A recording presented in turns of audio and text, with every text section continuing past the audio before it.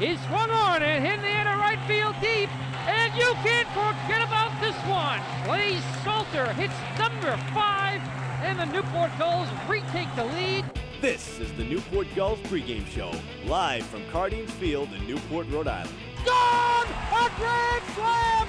Left power, right tower power, and the Gulls walk off in the 15th inning! Coming up, interviews, stats, standings, lineups, and a whole lot more.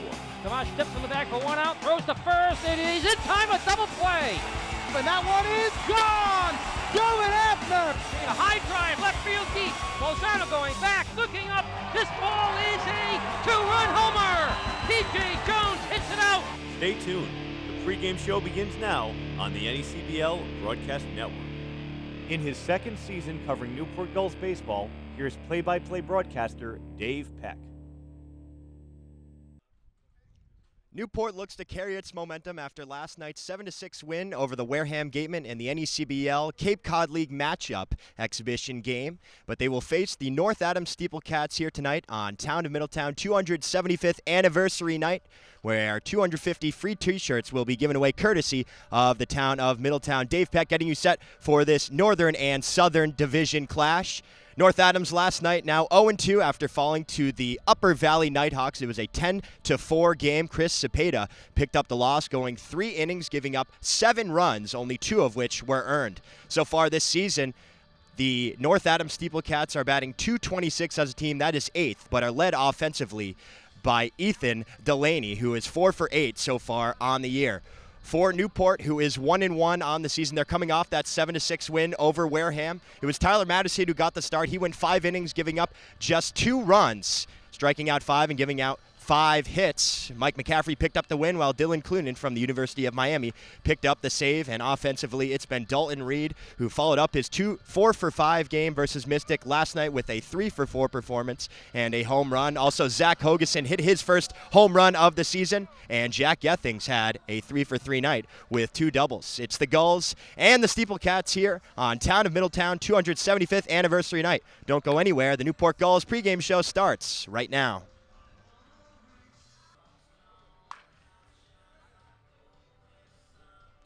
Welcome back to the pregame show. It's time for the Broadcasters Roundtable. Dave Peck alongside Newport Gulls field reporter Nick Bello and the voice of the North Adams SteepleCats, Matt Stewart. Nick, we'll start with you. A 7-6 win in that CCBL, NECBL matchup yesterday. How big of a win, although exhibition, was it for Newport? Oh, that was a huge win, morally for this team this year, because it's the Cape Cod League. Like I said yesterday, it's a Cape Cod League. You got one show that they picked the wrong guy, because most of these guys didn't get invited to the Cape Cod League, so you want to show that they really picked the wrong guy and that you were the right choice for them. And a lot of guys on this Newport lineup have been hitting the ball very well, especially Dalton Reed from Seminole State, committed to University of Kentucky for next season. What have you seen from him so far?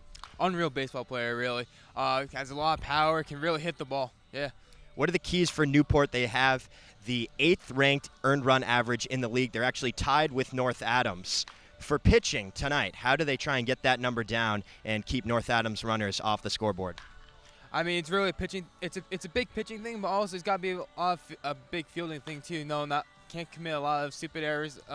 We saw, I think, a couple last night where they really didn't field the ball well. But in terms of pitching, I think that the real key here is to not tire yourself out early. Matt, we'll toss it over to you now. North Adams 0-2, still looking for their first win of the NECBL season. In their first 2 games, they gave up 2 runs in the first inning, getting behind early. How important is it to get up early in this game? Well, it's key. The big starters for the SteepleCats, obviously the big 3 so far, the third one coming in today, haven't really attacked batters early. And then when you put your team behind early, it makes them play catch-up ball all night long. As we saw it last night, North Adams was behind early, and then a huge 3rd-run inning for Upper Valley, and that just buried them. And after that, they're trying to claw back, but you don't have that same explosiveness. Your guys don't have that same mentality, and that can really hurt a team. So pitching is key here early to attack and keep North Adams in this game. Also, they're batting .226 on the year. They only have 1 extra base hit, and that was Jackson Coots in yesterday's game. What do they have to do to get more than just singles here tonight? Well, the big key for them is stay aggressive. Last night was really patience as some pitchers were missing the plate.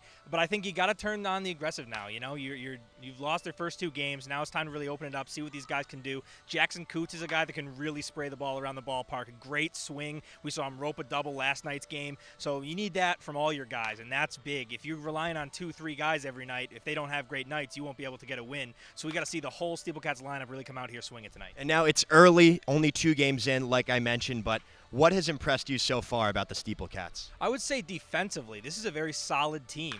We saw last night balls were getting hit all over the infield, and we got guys diving, throwing out their bodies. I mean, this is a team that's not, if there's a dribbler, they're going to try to make a play on every ball they see, and that shows heart of a baseball team. So I've really been impressed with their defensive stature, really flying around the base paths and trying to get every out they can defensively. Should be an exciting game. The Northern Division, North Adams SteepleCats versus the Southern Division, Newport Gulls here tonight on Town Middletown 275th anniversary night. For the voice of the North Adams SteepleCats, Matt Stewart, and Newport Gulls field reporter Nick Bello, I'm Dave Peck. The Newport Gulls pregame show continues next here on the NECBL Broadcast Network.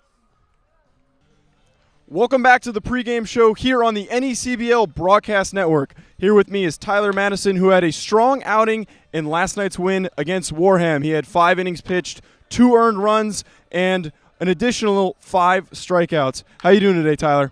Pretty good yourself. So, as I said, pretty good outing in your first career start with the Gulls. How did it feel? I felt great. Newport's just a great place to play in, and just wanted to, obviously we didn't play at home, but obviously want to build upon that and, be able to throw, pretty good in front of the fans. So the 2 runs that you did end up allowing came off of a home run, and you still ended up only having those 2 runs being the only ones that you allowed. Had a very good day. What did you do in order to finish strong after today's game? I guess just get back into the routine. Obviously, the home run you can't really do anything about. It's in the past. You can't worry about that. So you just got to clear it and go back to work, do what I'm capable of doing. And, I felt pretty good after that, just trying to mix in a change in speed. So that was just my main focus yesterday. So we got a long season ahead of us. What are you looking back at from what you did yesterday on what you think you can improve on going forward? I know there's a lot of stuff you can improve on. Command, getting ahead of batters, definitely. I got behind too many yesterday. And be able to just throw my off speed more for strikes. And then just, letting my stuff get hit a little bit and trusting my defense because they played really good last night. And just keep building upon that and, keep winning and having a great season. All right. Thank you, Tyler. And we continue the pregame show here on the NECBL Broadcast Network.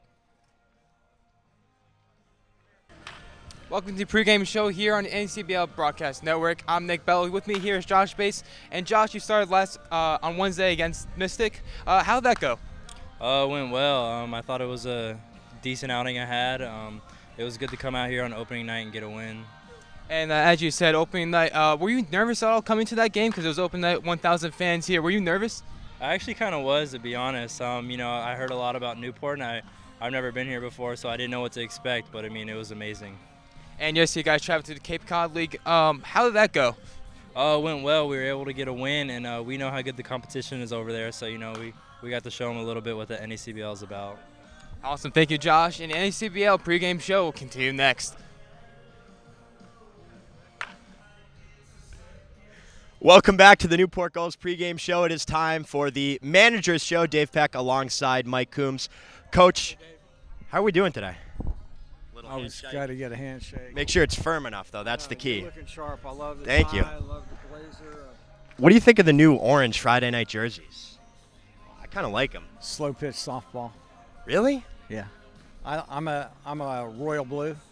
Had a royal blue top, but since Chuck likes these, I'm gonna like them. I mean, whatever Chuck likes. Yeah. MLB though, the sharpest jersey. Yeah. Los Angeles Dodgers. Is that fair to say? Well, I do like the Kansas City Royals with that blue up top with the Okay. gray pants. I've tried to get them to do that, but they haven't done that. What did you think of the Schooners uniforms a couple nights ago? They were blue with orange. The blue didn't even match the hats, right? Yeah, it was different. Yeah, different. Difference, not bad. Difference. Right? Let's not, Yeah, but you got to stay true to your colors. Exactly. There Okay. you go. Good. Very good. All right. Well, let's talk a little baseball. All right. 7-6 win last night over Wareham, Cape Cod League team. What did you talk to the guys about after the game on the field? Get your swings. You got your swings in, Played the game hard, came back. We pitched pretty well.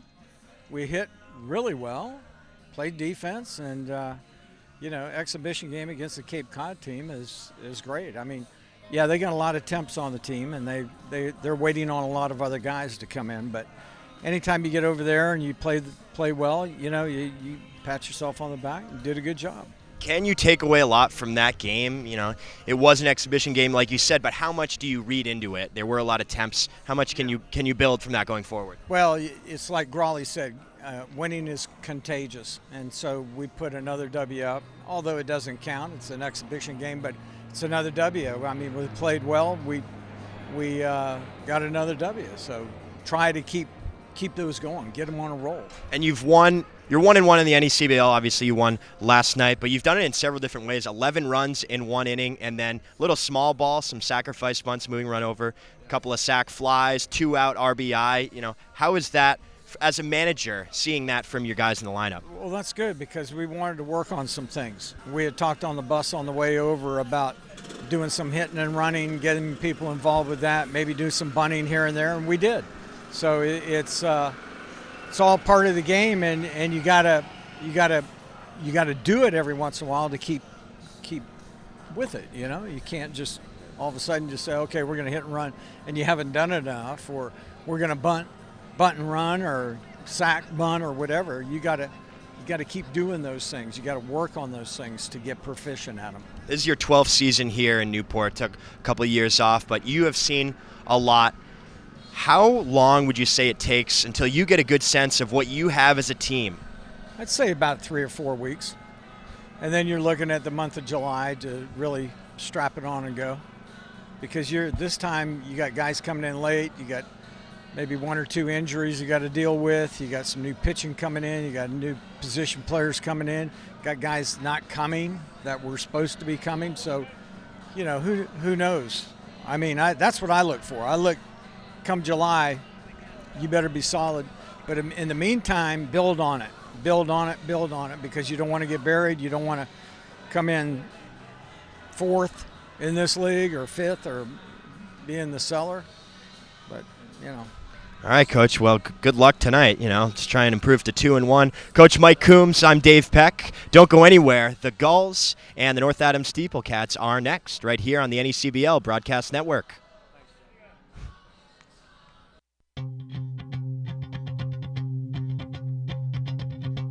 Swing and a miss. The Newport Gulls are the 2014 NECBL champions. The Gulls, for the 6th time in franchise history, will hoist the Fay Vincent Cup. This is Newport Gulls baseball on the NECBL Broadcast Network. The 2-2 pitch. Swinging and a miss. He struck him out. 19 strikeouts for Chase Reed. Newport Gulls baseball is brought to you by Sullivan Tire, South Coast Health, by Newport Glass, better call Newport Glass, and by Serve Pro. Gulls win on a 3-run walk-off home run in the bottom of the 10th by Kyle Haker. You can't forget about it. Home run game tied. By 3N2, the official footwear of the Newport Gulls. And Raytheon, proud supporters of Military Appreciation Night, the People's Credit Union, proud sponsor of the Fanatic About Reading Night, and by Tiverton Little League, by Taylor Rental, by Subway, Newport Insurance, by A1 Roofing, by Discover Newport, and by United Healthcare. 2-2 pitch. It's swung on and missed. Strike 3. And Brett Gray strikes out the side. By Diamond, the official baseball of the NECBL. Diamond, simply the best. By the Brick Alley Pub and Restaurant in Newport, by the town of Middletown, and by Salve Regina University. Take 1 pitch, 1 out, 1 inning at a time. By Clements Marketplace, Frosty Free, by O'Brien's, by the UPS Store. It's swung on, hitting the air to center field deep, going back to Shane O'Jr. Still going back on the wall. He leaps, and he makes the catch. Here's a throw back to first. It's a long throw. It will be in time. He's out at double play. Can you believe it? This one's over. Kyle Wilcox strikes out the side here in the ninth. Bringing a line drive right at Jeff Miller. He steps to the back for the double play, or it's a triple play. An unassisted triple play. Can you believe it? By Newport Daily News, Atria Senior Living, Newport County YMCA, and Horan Building and Construction. Ground ball weakly hit right side. Fielded by Diamond. Throws the second. Out there. Relay to first. Double play. And the inning is over. The Newport Gulls set the new NECBL record for wins in a season with 32. Swinging and driving in right field. Good drop in for a base hit. Running third is Butler. He will be waved home. The relay to the plate is net in time. Newport Gulls win 1-0. Is coming home. He scores, and the Gulls win. By the Rhode Island Fraternal Order of Police, and by Domino's Pizza, the official pizza of the Newport Gulls. Let's go, Gulls! Let's go! Let's go, Gulls! Let's go! And the Newport Gulls have pitched a no-hitter. Shows you how good of a team we are. That's why we're in first place. Yep, let's keep going. It goes to third. It's going to be a double play. This one is back at the wall, and it is gone. By Viking Tours, the official travel company of the Newport Gulls. By Dr. Nathan Tillman, Newport Family and Cosmetic Dentistry, the official Newport Gulls team dentist. By First Command Financial Planning and Century 21. We know our business. Number 300 for skipper Mike Coons. Gone! A grand slam! Two-one power! Right tower power! Here's the pitch. Swung on and missed. The Newport Gulls are the 2009 NECBL champion. The Gulls mob Jeff Brown behind the mound as the Gulls become the first team in league history to win 4 Fay Vincent Cups. Once again, here's Dave Peck and the Newport Gulls broadcast team.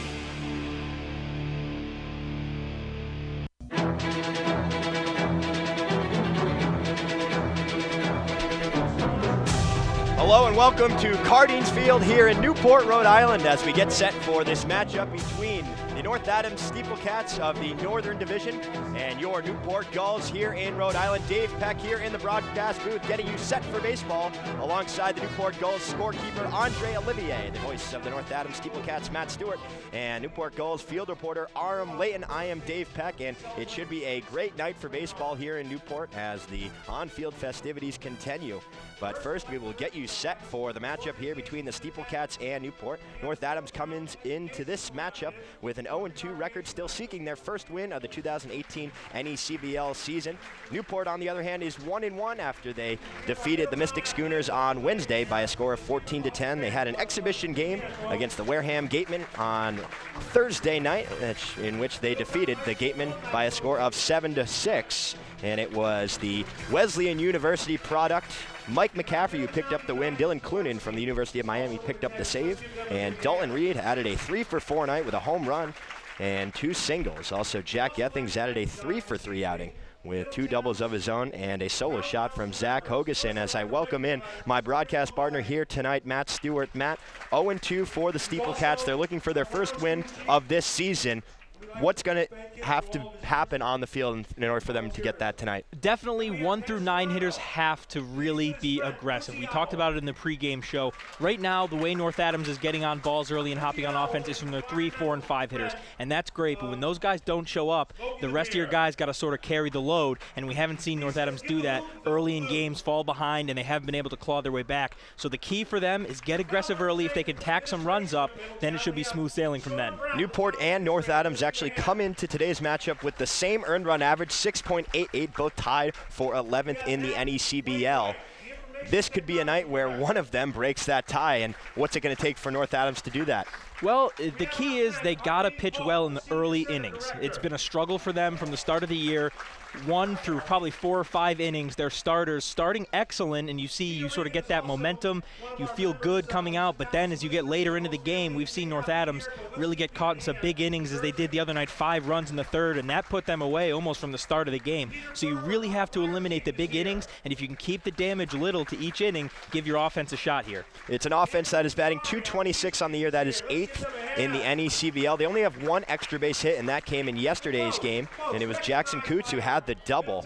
They have 14 hits on the year, which is 9th. Newport is batting .286. That is 3rd in the NECBL. They have 4 doubles tied for first and 4 home runs, which is tied for second. All those statistics not including the statistics from yesterday's exhibition match between the Gulls and the Wareham Gatemen. We'll be right back after this brief message. You're listening to Newport Gulls Baseball here on the NECBL Broadcast Network. You're tuned in to the Newport Gulls pregame show, now on the NECBL Broadcast Network. A reminder that this copyrighted telecast is the exclusive property of the Newport Gulls Baseball Club and the New England Collegiate Baseball League, presented by the authority of the NECBL Broadcast Network for the entertainment of our listening and viewing audience. It may not be reproduced, re-recorded, or retransmitted in any form, and the accounts and descriptions of this game cannot be disseminated without the express written consent of the Newport Gulls and the Commissioner's Office of the New England Collegiate Baseball League. As we welcome you back here in Newport, Rhode Island, I will send it over to the Newport Gulls field reporter Aram Layton for the scores around the NECBL from last night. Aram, how are we doing today? Good, Dave. I'm doing well.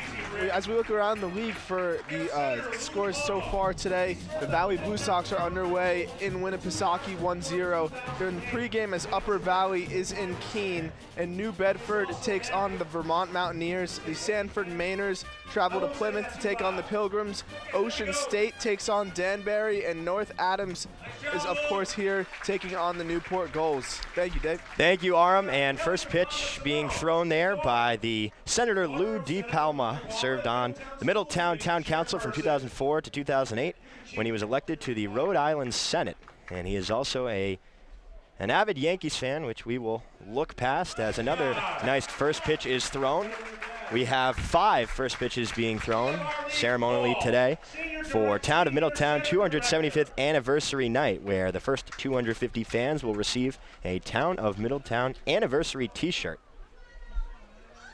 As that one just skips a little bit low, but a nice one there. And we'll recap here the matchup that is going to be North Adams and Newport. And Newport has found several different ways to put runs up on the board so far this season. They had that 11-run second inning. Really, that was all they would need. They ended up winning 14-10 versus Mystic, but 11 runs in one inning, not very sustainable. They were able to get 2 more later on in the game. And then yesterday in the scrimmage, a little small ball, some sacrifice bunts, a little 2-out hitting, and some sacrifice flies. That's part of the keys, and that's something Coach Coombs talked about in the pregame show. Last pitch thrown out. Rick Lombardi, the Middletown Town Councilor and a Newport Gulls volunteer. And now we will send it down to the field for the Honor Guard and the National Anthem. The Honor Guard tonight, members of the Middletown Fire and Police Department.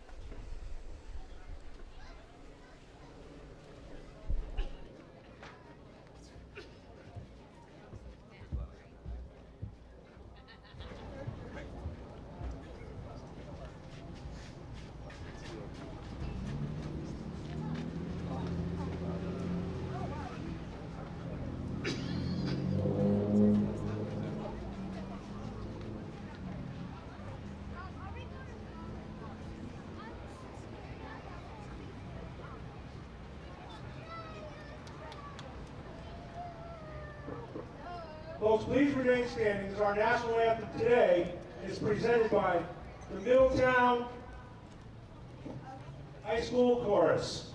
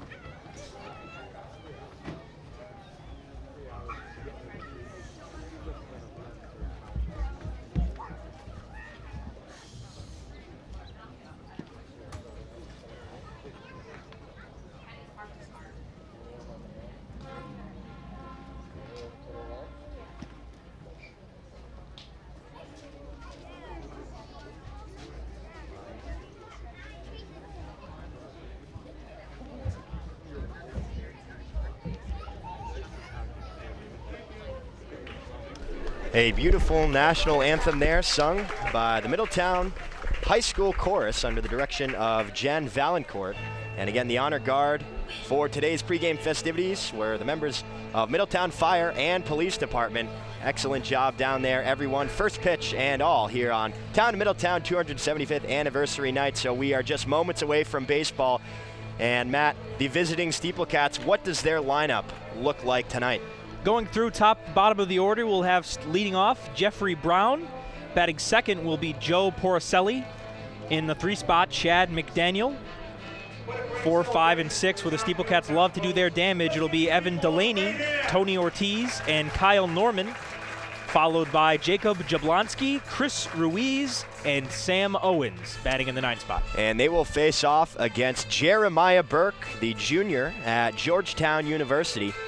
The righty 6'2", 205, and this past season, he was 3-2 in 10 appearances, made 6 starts.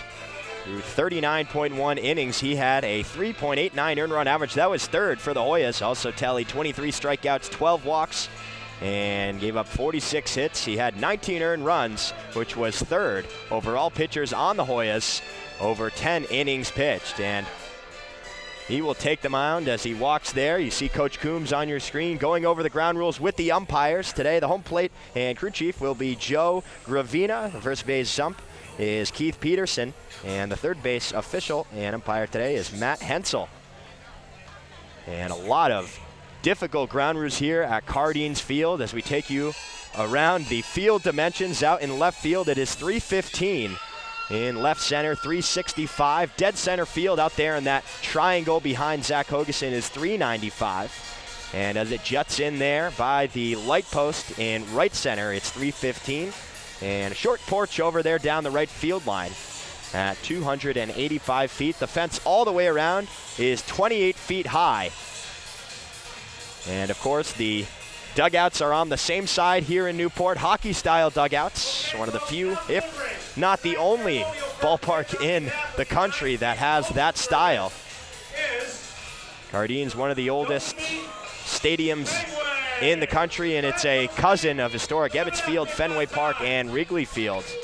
Opened its doors in 1908. The weather here in Newport, 65 degrees, 0% chance of precipitation with an 81% humidity. And it's a nice day, barely any clouds in the sky, none over Cardines. Shadows will creep across the field as the game goes on, but it should cool down. No more than 62 degrees here in Newport, Rhode Island. Winds gusting 11 miles per hour from right to left into the outfield. And we'll take you through the starting lineup here for the Gulls. Leading things off is Dylan Plew, second baseman from Washington State. And the 2-hole Cole Austin, right fielder from Arizona State. Batting third today is Cody Hosey, the third baseman from Tulane. In the cleanup hole is Dalton Reed, the designated hitter who had the home run last night. He's from Seminole State, committed to play at the University of Kentucky next fall. Dylan Clunan bats fifth. He's in left field from Miami. In the 6th hole is Zach Hogeson, the center fielder from Arizona State. Logan Harvey is the first baseman batting seventh. He's from Wake Forest. And the shortstop Jack Gethings from Fairfield bats eighth. Rounding out this Newport lineup tonight will be the Northeastern product, John Mazza, who is catching the balls and strikes today for Jeremiah Burke, and they will face off against Stanley Vargas from New England College. And Matt, what can you tell us about Stanley? Vargas had 22 innings pitched. He had 33 strikeouts and carried a 3.57 ERA. The big stat that goes with Vargas is in those 22 innings pitched, only 9 walks. So this is a guy who loves to attack the strike zone and is going to really look to be aggressive here early on these Gulls hitters. He's facing a Gulls lineup that has been rolling on all cylinders so far. Again, we mentioned Dalton Reed was 3 for 4 in yesterday's exhibition game. That will not count towards the official NECBL statistics, but it certainly will help and be a building block, some momentum that they can bring into this game. He had a 4 for 5 night against Mystic. Also, Cole Austin with a RBI triple. And Jack Gethings with the 3 for 3 night with 2 doubles. We're just about set for baseball. Newport wearing their orange Friday night tops with Newport written in white, outlined in blue across the chest with the numbers in white, outlined in blue. White pants. Well, the SteepleCats have those gray vests with the blue sleeves, gray pants. As in steps for the first time, Jeff Brown. But real quick, Joe Gravina wants to brush off the plate. Have a quick conversation there with Mazza. Jeffrey Brown is a real speedster. He's a guy that last night, easy hit to shortstop, you think is a routine play. He legs out a single, so a guy that can really fly in the base paths. They love him hitting leadoff here to get on base. First pitch to Brown is taken for strike one, so we're underway at Cardines Field, 6:38, the start of tonight's action. Jeff Brown from the Citadel College. And Burke wants to step off. Now he toes the rubber again. Brown bats from the left side. Here's the 0-1. It's a fastball just missing on the outside part of the plate, 1-1. Great pitch location there, trying to catch the outside plate with the fastball. Didn't give it to him the first time. We'll see what he does here. Here's the 1-1 pitch. Curveball runs inside, fouls it off his back foot, and the count moves to 1-2. Jeff Brown, a junior, hometown Charleston, South Carolina. And this past year, he made 47 appearances, 41 game starts, had a .325 average, which was second on his team. Also had 55 hits. That was third. So definitely can swing the bat here in the leadoff hole. The 1-2 pitch, fastball, easy take high. And the count moves to 2-2. The manager here tonight for North Adams is Justin Sumner, assisted by Mike Daly and Doug Walters. Here's the break-even offering from Burke, and it's fouled off the foot again, so we will leave it right there at 2-2. The manager for the Gulls, of course, Mike Coombs, assisted by Greg Grawl, Xander Jones, and Kevin Winterode.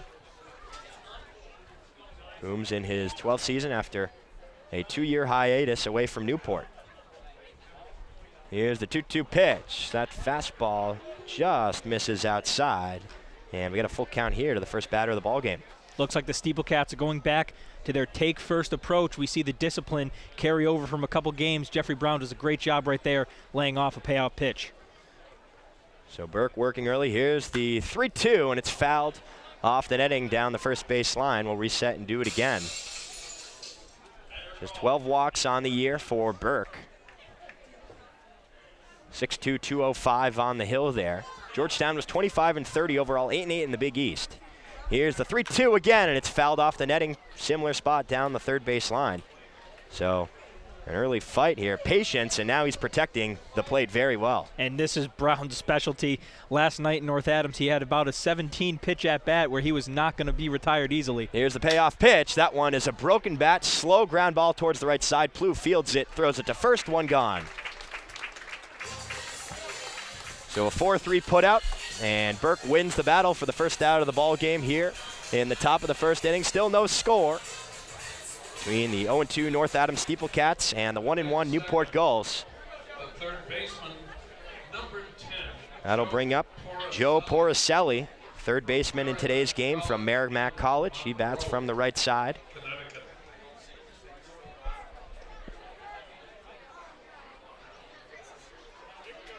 Burke from the windup. First pitch, curveball, just catches the inside corner for strike one. Great start with the curveball there after throwing straight fastballs the last two pitches. Jeffrey Brown trying to confuse these SteepleCats hitters. Now he's working quickly, and it's lined, but right at Plew, who makes the catch. And quickly, Plew has some action there, but there are two away here in the first. Great job defensively by Plew. An easy one there. Take two steps back, and it's in your glove. But still, those can creep up on you quick, and he's able to make a nice catch. Yeah, he was certainly ready for it there as he plays on the edge of the grass. Now there are two gone for Chad McDaniel, the designated hitter for the SteepleCats. He bats from the left side. First pitch to McDaniel is taken low for ball one. McDaniel, a switch hitter, 6'3", 215 from Mizzou. Teammates with Chris Cornelius of the Gulls as he fouls that one off the netting down the third base line. 1 ball and 1 strike. And McDaniel DHing tonight, but most valuable behind the plate. He had a couple nice throws down to second base in North Adams' last game. Tonight getting the start for his bat. Here's the 1-1. Fastball misses up, 2-1. And McDaniel this past season made 40 appearances, 28 starts, had a .274 average, and 113 at-bats with 31 hits. Here's the 2-1 pitch, and its curveball runs well inside, and he's able to dance out of the way of that one to make it a 3-1 count. We've seen great location from Burke with the breaking ball so far. That one just got away with him, but that was rare as we've seen him command the curveball really well thus far. So he's got to work through this one. 3-1 now, takes his time on the hill, still working from the windup. Here's the pitch, and it's a fastball. Nice spot, just low and outside corner, taken for strike 2. So Jeff Brown led it off with that full count, grounded out to Plew, and now we have another one here to McDaniel with 2 down, nobody on in the top of the first inning. Still no score here in Newport. On the town of Middletown, 275th anniversary night. Late kick, here's the 3-2 pitch, and it's a fastball, just misses high for ball 4, so the SteepleCats have their first base runner of the game off that full count walk to Chad McDaniel. Good discipline there. Same spot where he got the call earlier, so you got to think McDaniel's really got to be protective there. Holds off, works a great walk. Here comes Evan Delaney, and Delaney has played in both games for the SteepleCats so far this season, and he, so far, is 4 for 8, and in yesterday's game, or rather 2 for 3 rather, as that one misses off the plate for ball 1. Yesterday's game, he had a couple of hits, 2 for 3 outing, and 2 runs scored. He now bats in the 4-hole here for Justin Sumner. Definitely a guy that can deliver a lot of power that the SteepleCats look for in their middle half of the lineup. Here's the 1-0, another curveball. That one misses outside. 2 balls and no strikes.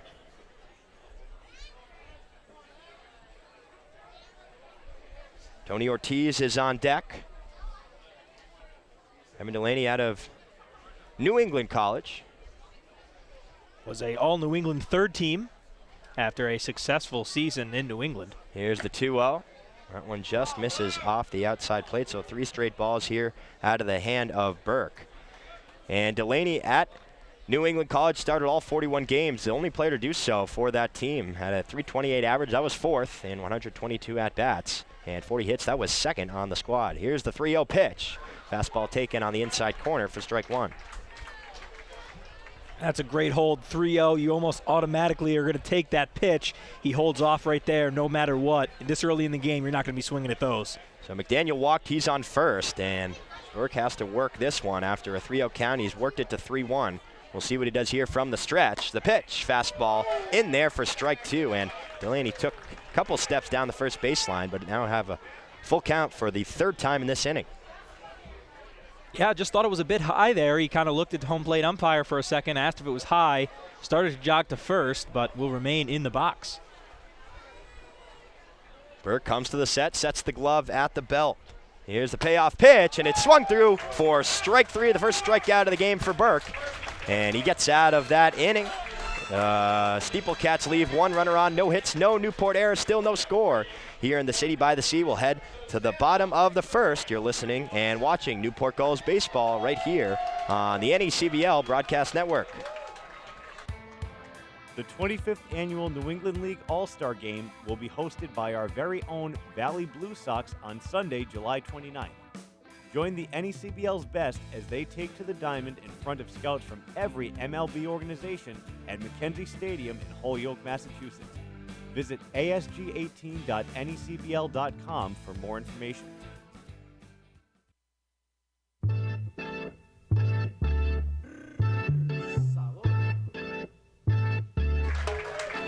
As we welcome you back here to Cardines Field on a beautiful Friday night for baseball. No scores. We head to the bottom of the 1st inning. As Newport will have Dylan Plew, Cole Austin, and Cody Hosey due up here to face Stanley Vargas. And Matt, will toss it over to you for the defensive alignment for the SteepleCats. So going left to right in the outfield, it'll be Delaney, Brown, and Norman in the outfield duties. Left to right. In the infield is Porcelli, Jablonski, Owens, and Ortiz. Stanley Vargas is on the hill for the SteepleCats, and Ruiz will be doing the catching. Vargas is 6'1", 195, again from New England College. He will be a junior this coming school year. From Boston, Massachusetts, graduate of Boston English High School. He held on to a 2-2 record, 6 appearances, 5 game starts, and a 3.57 earned run average in 22.2 innings pitched.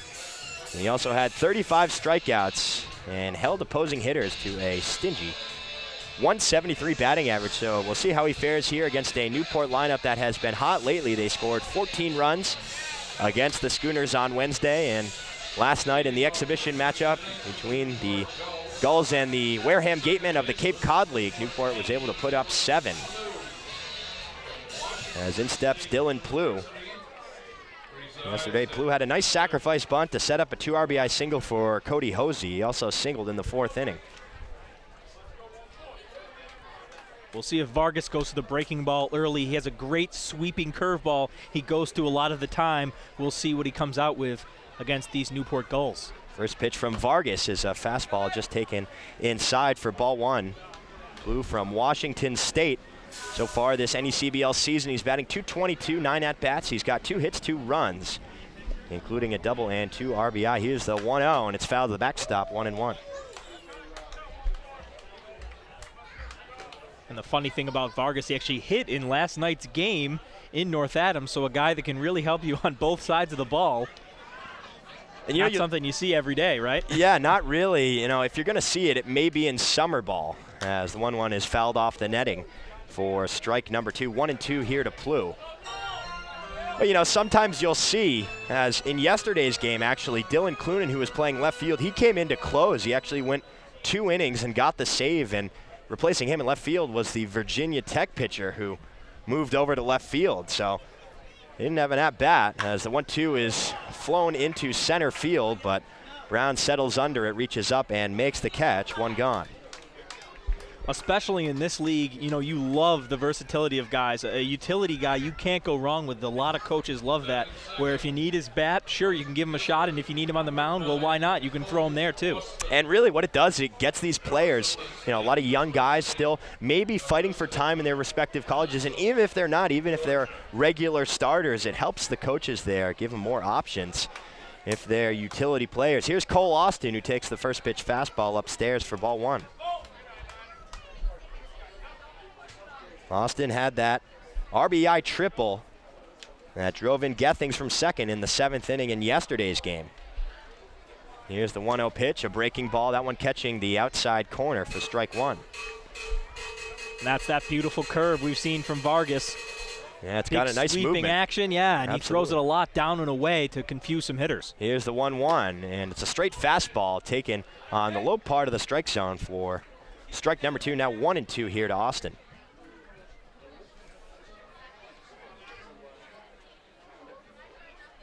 Vargas from the windup, the 1-2, this one a deep fly ball to left field. Delaney going back, he's giving chase, but it's into the bullpen in foul territory. So a long strike, and the count remains 1-2 here to Austin. Yeah, and Austin got a hold of that one. That was absolutely tattooed, but a little in front of it and just drives it into the bullpen and left. So far in this NECBL season, Austin is batting .400. He's got 4 hits and 10 at-bats, 2 runs, a home run, and 3 RBI. Here's the 1-2, and he gets him to swing for strike 3, the first strikeout of the ballgame for Vargas, and there are 2 gone. Goes upstairs with the fastball, great location there. If you got a guy that's aggressive as he just hopped on your last pitch, throw him one where he can't hit it and see if you can get him to chase. Vargas does an excellent job of locating that fastball. And that's a great point. You know, you pull that shot down the left field line of the previous pitch. You know that maybe he's a little antsy, maybe on his front foot, and he may chase on that upstairs fastball. He did right there for out number 2, as in steps Cody Hosey for the first time today, and he takes ball 1 low in the dirt. Still no score here in the bottom of the first inning at Cardines Field. Nobody on, 2 outs for Newport. Hosey with the all-white batting gloves. Here's the 1-0. That one is spiked into the left-handed batter's box. Nice pick there from Ruiz, but the count will move to 2-0. Hosey batting .333, 2 for 6 with 3 runs. He had 2 home runs. Both of those came on opening night when they traveled to New Bedford. And they lost that one. They were both solo shots, as the 2-2 misses low. Again, it's now 3-0 rather, excuse me. We've seen him go down now 2 straight pitches in a row. You wonder if after the elevation as he threw the strikeout last pitch, if he goes back to that here, trying to get the batter to chase. You got a little room to play with being 3-0. You do have to throw a strike here unless you want the walk. Here is the 3-0 pitch, and it's right down the middle, taken all the way for strike 1. So now they got to work. A 3-1 count Plew led off the inning with a fly out to Brown in center field. Austin struck out. The 3-1 to Hosey. That fastball misses just outside, and it is a walk. So a similar inning. First two batters retired and then a walk. That's what happened to the SteepleCats in the top of the first, but Cody Hosey is now standing on first base as in steps Dalton Reed, and Reed has been something special. He's been swinging a hot bat so far this season, batting .500 in NECBL play, 5 for 10 with 4 runs, 1 home run, and 3 RBI. He did have a home run in the exhibition game yesterday against the Gatemen. First pitch fouled straight to the backstop, 0-1. We see Vargas with the walk come right back to a fastball outside, so really he's not worried about that walk at all, focuses on the batter, and does a great first pitch right there. Dalton Reed batting from the left side, 6'4", 220. Played at Seminole State this past spring. The team was 41-12 overall, 27-6 in the National Junior College Athletic Conference. So they had a great year as the 0-1 breaking ball is dribbled down the first base line. First baseman Ortiz scoops it up, tags the bag himself to retire the side. So just like that, the Newport Gulls are done in the bottom of the first. They leave 1 runner on, no errors for the SteepleCats, and no runs for the Gulls. Still no score in Newport, Rhode Island. We'll head to the top of the second inning. You're listening to Newport Gulls baseball here on the NECBL Broadcast Network. Listen up, fans. You, our loyal fans, will be selecting 2 players to this year's All-Star Game. Beginning on Monday, July 23rd, fans will be able to vote for the final All-Star for each of the North and South Division teams. The player from each division with the most votes will be named to the NECBL All-Star team. This year's All-Star Game is being played at the home of the Valley Blue Sox on Sunday, July 29th. Fan voting will take place online at vote18.necbl.com beginning on Monday, July 23rd. NCTV 18, Newport County, the World Wide Web, and on DVD. This is Newport Gulls Baseball on the NECBL Broadcast Network.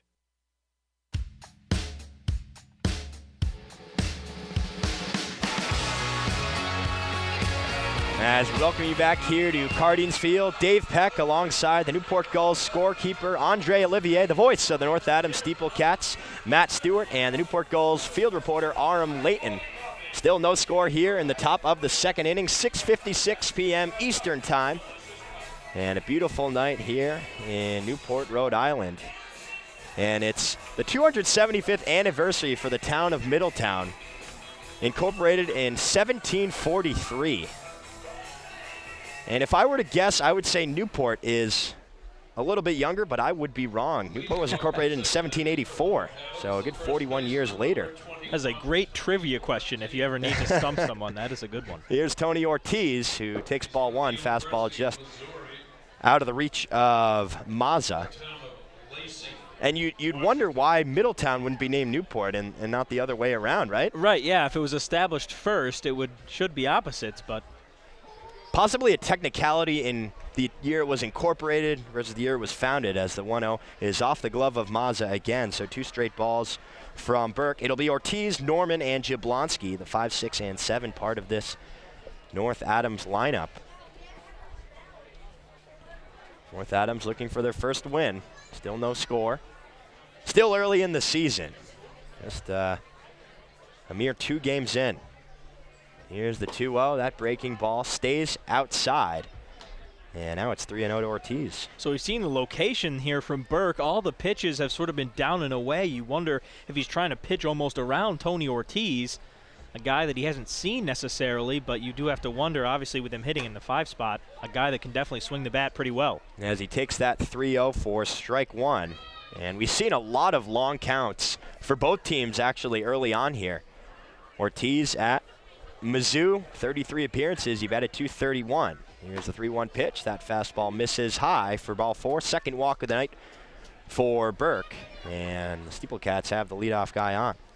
And this is a key for them. They've struggled getting runners on base. So now what you do is you take that mentality back to the dugout and say, okay, if we're not going to square up on the ball, what we're going to do is be patient. We'll get our runners from walks and score them that way. So we'll see if this can pay off for the SteepleCats. Here comes Kyle Norman from Monmouth College, and that's exactly what you talked about really in the very first inning, patience from these North Adams batters, and already 2 walks in just one inning. We're here in the second, nobody out, as that fastball misses high for ball one.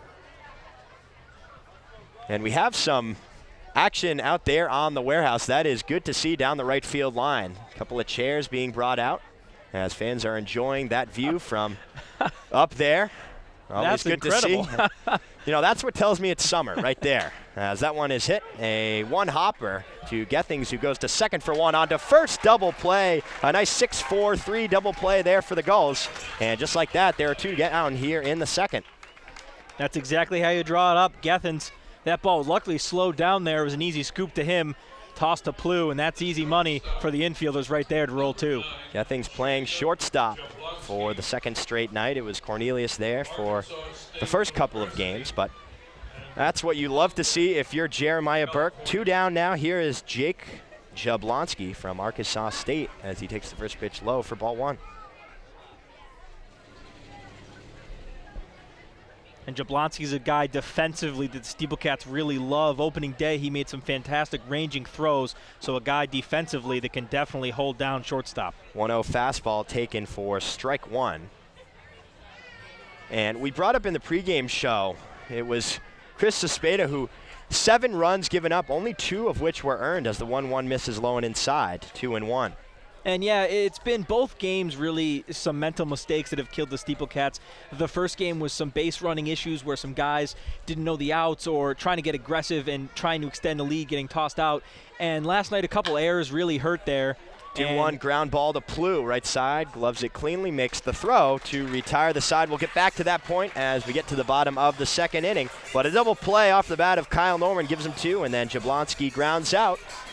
And Burke faces the minimum. We'll head to the bottom of the second. Still no score in Newport. You're listening and watching Newport Gulls baseball right here on the NECBL Broadcast Network.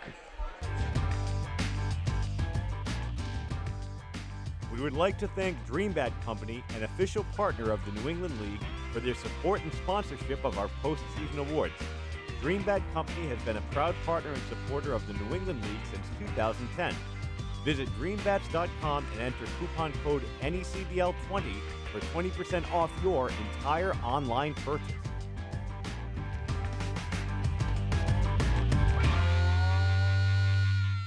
The NECBL Broadcast Network, your home for the Newport Gulls. The Newport Gulls, 6-time champions of the NECBL. Follow the whole season right here on the NECBL Broadcast Network.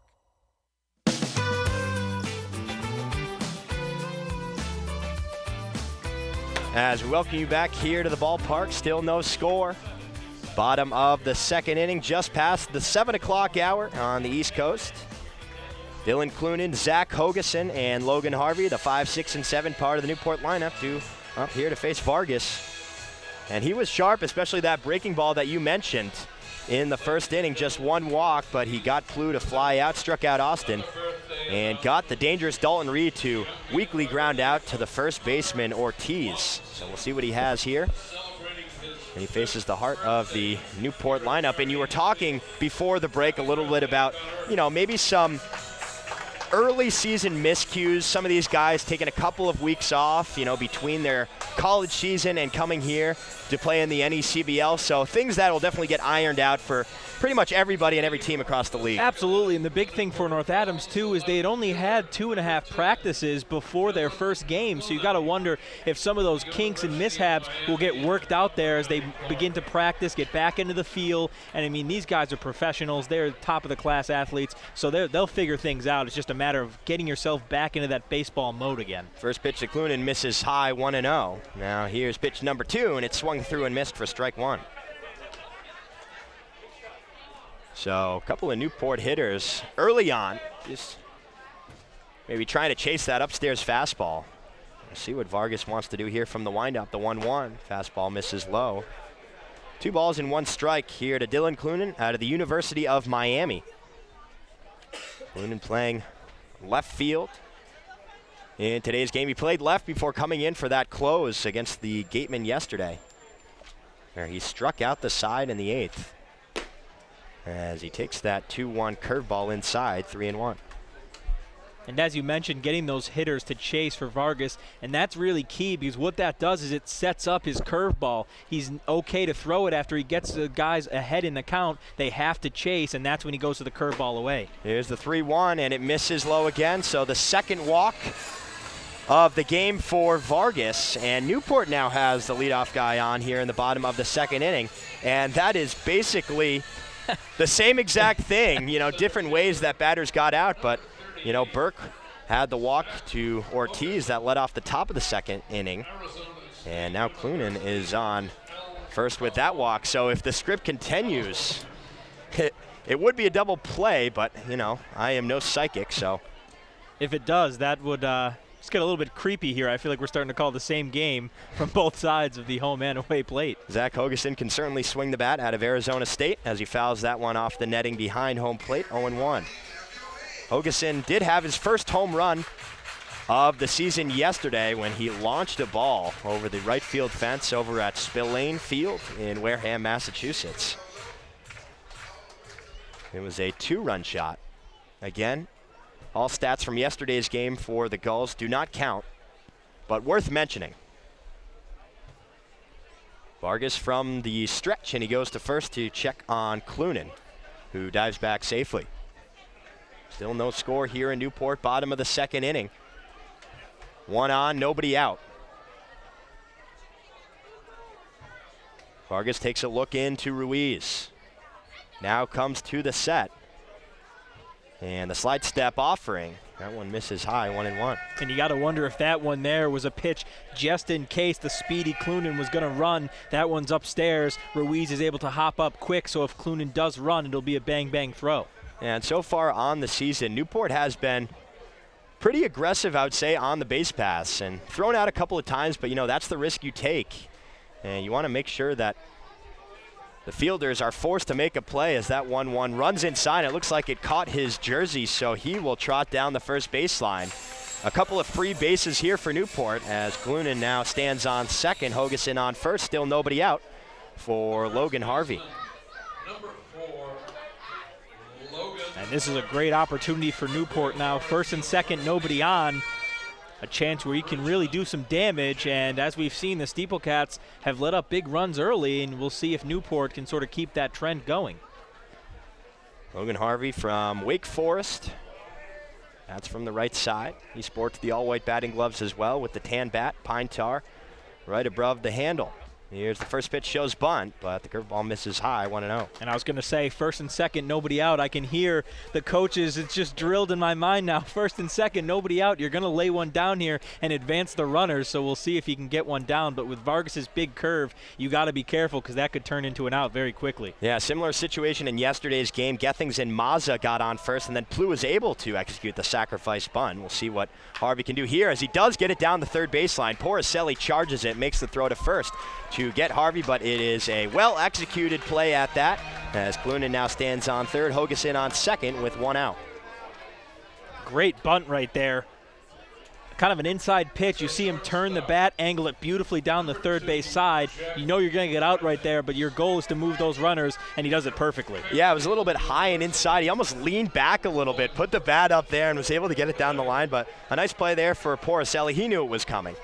Yeah, that one, it's just you got to get it down no matter what it is, what kind of pitch, where it is, you got to get the bunt down. Great job right there. Here is Jack Gethings, who swings at the first pitch, pops this one up into shallow center field. It's the shortstop Jablonski going out, but he's called off by Brown, who's able to make the catch, and now tagging from third is Clunan. It's a close play, and the throw from Brown is in time. He gets him at the plate. So there was the aggressive base running we talked about, and it doesn't pay off there. A nice outfield assist from Brown to end the inning. So just like that, when Newport thought they had something going, a nice play defensively for the SteepleCats. Still no score here in Newport as we head to the top of the third inning. You're listening and watching NECBL baseball here on the NECBL Broadcast Network.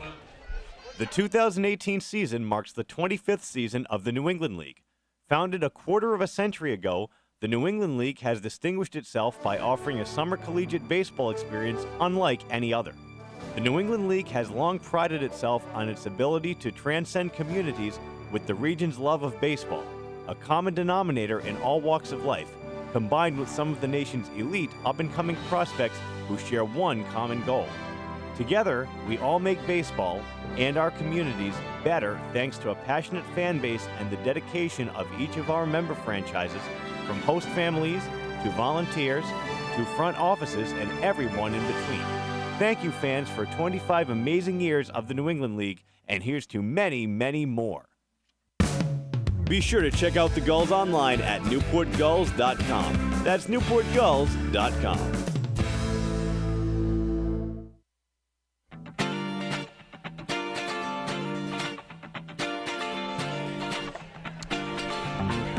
Top of the third inning here in Newport, Rhode Island. Still no score, but it's been a nice game so far for both teams. And a nice play there from Jeff Brown. Able to call off Jablonski. You love to see that from your center fielder taking charge, and he gets the outfield assist. And we talked about how aggressive that Newport has been on the base pass, forcing their opposing team to make plays, and so far, North Adams has answered the call. Yeah, absolutely. That's one of those tough plays where you had Jablonski running back. It was almost a shallow fly, but with the speed of Brown, he's able there to call him off and make a throw. But you talked about the aggressiveness right there for Newport. It's kind of one of those situations where you're going to send your guy, and if it's a great throw, great, you tip your cap. But if not, you're up 1-0. You break this game open. It'll be Ruiz, Owens, and Brown, 8, 9, and 1, part of this SteepleCats lineup here to face Burke. As Ruiz digs into the right-handed batter's box and takes ball one inside. Ruiz from St. Thomas Aquinas College, going to be a senior next year from Bridgeport, Connecticut. Burke working from the windup. Here's the 1-0. That fastball is flared down the right field line, up and out of play, 1-1. He batted .294, 43 games that he played in, and he had 126 at-bats, including 37 hits.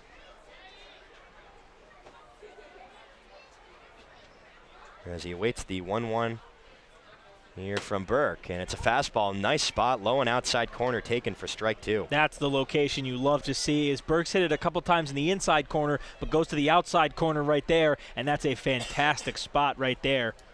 It's just such a tough pitch to hit, and if you mix in a curveball that's able to get into that spot as well, just so hard to hit and pick up as the 1-2 misses off the plate. To even things up at 2 apiece, but you see he's trying to nip away at that corner all night long. You've seen him do it a couple times, picking both corners of the plate, but as you mentioned, such a hard pitch to hit, almost nothing you can do with it. If you make wood, you're almost assuring yourself a ground ball out, so we'll wonder if Burke will pound that spot all night. Here's the 2-2. That one inside-out swing popped up to the first baseman. Harvey reaches up, makes the play, one gone.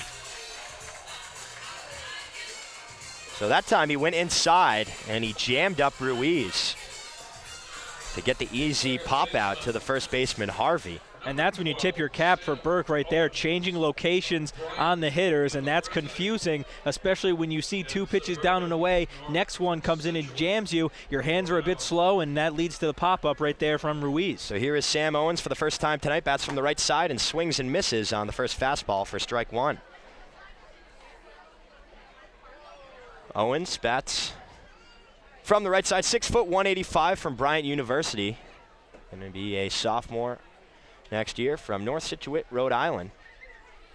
Here's the 0-1, tries to bunt it, and it's popped up. Nice play there by Mazza. He's able to throw off the mask and locate the ball in the air for out number 2. Nice leather there from the Northeastern product.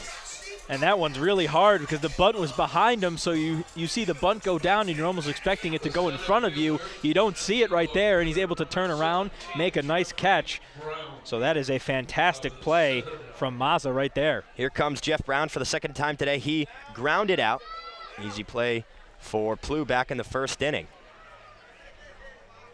First pitch to Brown is taken for strike one, just on the outer part of the plate, and many of the outs early on in the first 2 innings were ground outs. Now he has 2 pop outs here in this inning. The 0-1 pitch, that one is taken for strike 2, so he's starting to locate as well.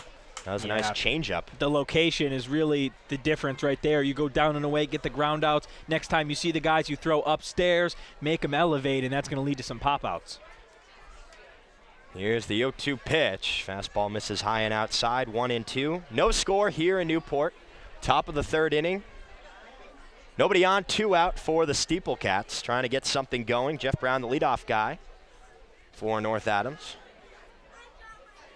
Awaits the 1-2 pitch from Burke. Here it is, and it's a curveball, and the dirt swung on and missed. Dropped third strike, though. Maz is able to scoop it up and make the play to first to retire the side. 1-2-3, the first 1-2-3 true inning for Burke in the ball game. As Newport will try and break this 0-0 tie. We'll head to the bottom of the third inning. Don't go anywhere. You're listening and watching Newport Gulls baseball right here on the NECBL Broadcast Network. Listen up, fans. You, our loyal fans, will be selecting 2 players to this year's All-Star Game. Beginning on Monday, July 23rd, fans will be able to vote for the final All-Star for each of the North and South Division teams. The player from each division with the most votes will be named to the NECBL All-Star Team. This year's All-Star Game is being played at the home of the Valley Blue Sox on Sunday, July 29th. Fan voting will take place online at vote18.necbl.com beginning on Monday, July 23rd.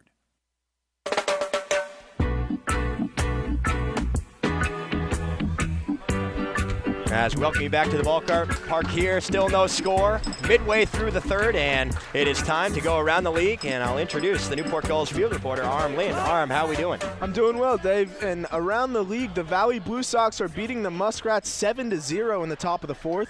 The Upper Valley Nighthawks trail at Keene 3-1 in the bottom of the third. The New Bedford Bay Sox trail 2-0 against Vermont.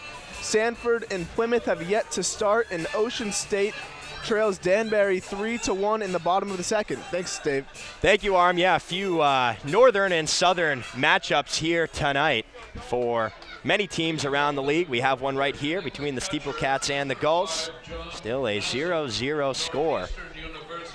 As John Mazza digs in, he made the nice play in the top of the frame as he takes ball 1 there from Vargas.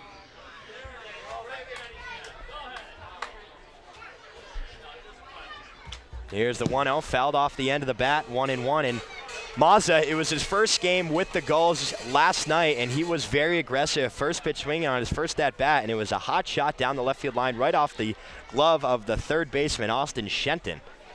Rolled into left field. He also struck out, flew out to center, and had the sacrifice fly as he hits this one on the left side, and it's Porcelli who's able to make the diving play, gets up and makes the throw across the diamond. What a play there for Joe Porcelli to get Mazza for out number 1 here in the third. Absolutely fantastic play, Porcelli. That ball almost squeaks right by him there. It's in that spot where it's half shortstop and half third base, so you got to make a dive and an excellent full extension grab, quick up, and a great throw. Excellent job right there from Porcelli. And it sounded like maybe it was a broken bat, just off the end perhaps. It did have that deep cracking sound almost. As Plu breaks a bat and grounds it towards the shortstop Blonsky, who's able to make the sidearm throw to first, 2 gone.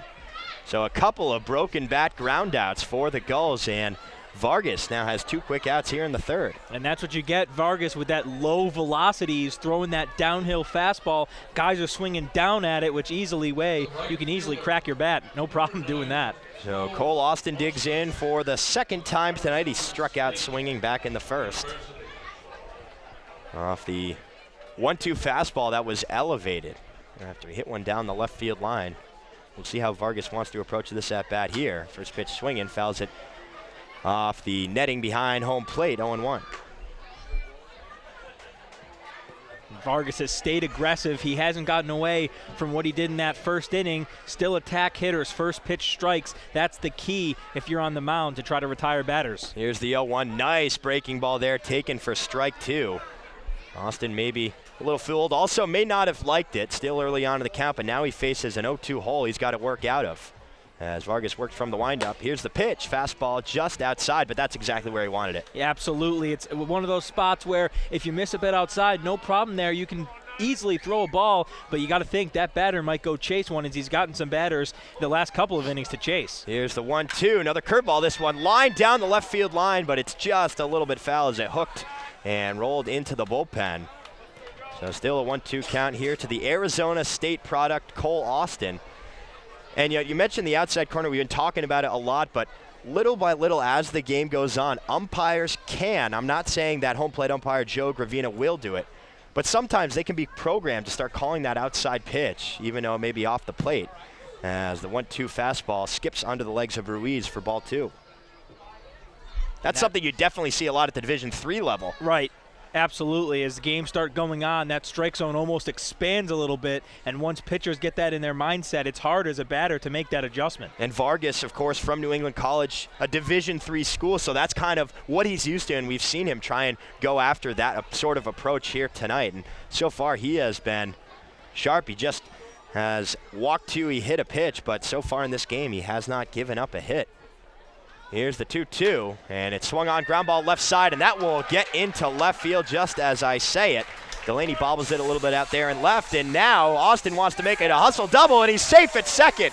A nice heads-up play there from Cole Austin as Delaney bobbled it a little bit out and left, and Austin was hustling down the first baseline. He saw it and was able to get to second safely. That will be a double for Austin, the first base hit of the game for Newport. Well, you mentioned the aggressiveness, and that's one of the most aggressive plays I think I've seen in a long time right there. Just a routine single. Love the hustle play to stretch it a little bobble, secures he's safe at second. So now Cody Hosey is up with 2 outs with a runner on second base, and he takes a first pitch curveball that's in there for strike 1.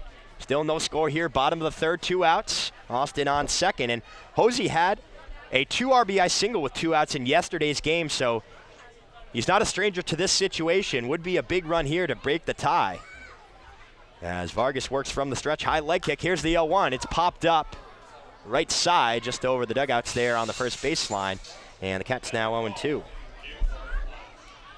And the thing that location does for Vargas is now it allows him to go to that breaking ball where he can throw down and away and don't have to worry about hanging one, as we saw in the last at-bat that was nearly drilled for an extra base hit. So what that does is now he's comfortable throwing it down and away. You don't have to give the batter something he can put wood on. And if you're Hosey, you just got to shorten up your swing as the 0-2 is grounded down the third baseline foul, just near Coach Greg Grawl, who's coaching third base today for Newport. The first base coach is Xander Jones. He's also the coach of St. George's, the Independent School League. Was he trying to battle here down 0-2? Austin on second, 2 outs, no score. Bottom of the third inning. Here's the pitch. That one, a deep fly ball to left field. Delaney going back, and he's at the track. He looks up, and it is off the tree, and that is a home run here at Cardines Field. A 2-run shot for Cody Hosey, his third of the season, and he breaks the tie. Newport leads it 2-0. Well, you mentioned about shortening up your swing, and that's exactly the opposite of what happened. He takes a great cut, and this one was drilled deep to left. But normally you see guys just trying to make a little contact play to score the runner. That's just a fantastic swing, not scared of the fastball, and goes and gives it a ride. Yeah, and that was a mistake there from Vargas. 0-2, and you never want to give that much of the plate. And Hosey was able to jump all over it and get that home run as Dalton Reed steps in and swings through the first pitch for strike 1. But Hosey has been sharp so far this season. 3 home runs already as the lights turn on here at Cardines Field. 0-1, ground ball right side, and it's a fair ball down the right field line. It bounces off the warehouse, so he can't really do much there. An interesting play there at Cardines Field. A lucky hop, if there ever was one, for the SteepleCats. Easily almost a double we see with the aggressiveness. Just drills that little field house over there and bounces back into play, so that will hold him at first base. So you talk about maybe a jinx. He gets the first 2 outs. He gets Mazza to ground out to third, and then Plew to ground out to short, and then Austin with the hustle double. And Hosey with the 2-run home run, then Reed with the single. All coming with 2 outs. Newport leads it 2-0 here in the bottom of the third inning. As Dylan Clunan digs in, he walked and was thrown out at home from the nice throw from Jeff Brown in center field. And the location, going back to the home run, if it's 0-2, if you're going to throw it up and out of the zone, you got to make sure it's up enough out of the zone where a guy can't get a great swing on it. And Hosey got a pitch that he liked. It wasn't up in the zone enough. It was right in the top corner and gave it a big ride. So that's an adjustment where if you're going to throw it out, make sure it's out of the zone so a batter can't really do a good piece. Here's the 0-1. That one chopped down the first baseline, gloved in foul territory by Ortiz, and it's now 0-2 on Clunan. Yeah, one of the things that's been so impressive about Hosey is in the first game against New Bedford, his first home run was actually opposite field over the right field fence. He put it up in the stratosphere, and it just kind of carried. And then his very next at-bat, or two at-bats later, rather, he was able to launch it over the left field fence and really show off that pull power, as there is a brief meeting on the mound between the shortstop Jablonski and Stanley Vargas, trying to work through this one in what appeared to be a quick inning. Not something you see either. The shortstop roaming in to say something to the pitcher. Not a normal occasion. Usually the catcher will be doing those duties, so. Here's the 0-2, and it's a big swing, foul to the backstop. And we'll keep it right there. No balls and 2 strikes here to Dylan Clunan out of the University of Miami. And Clunan wanted all of that one. That was a big cut right there. Again, Vargas throwing the fastball up and almost in the outside corner, and Clunan was just able to get a piece. Not enough of it, though, to do some serious damage. So Vargas working from the stretch, sets the glove, slide step. Here's the 0-2. It's a curveball missing just inside. 1 ball and 2 strikes. And back to the curve. We didn't see it in the last at-bat, so you got to wonder as he settles in after the home run if he'll be more comfortable again, go back to the breaking ball that we've seen him had success on all game. So a 1-2 pitch coming. Here it is. Fastball. That one runs inside again. So after he was up 0-2, 2 straight balls to even things up at 2 apiece. And just going back to Hosey, actually, after Wednesday night's game, or right before rather, he was drafted actually by the Royals in the 38th round. Well, you can see why as that deep fly definitely puts him on the board. Here's the 2-2 breaking ball. That one just misses a little bit high, so a full count and a nice eye there from Dylan Clunan, able to work all the way back into this one. Nice fan base here at Cardines Field, crowd shuffling in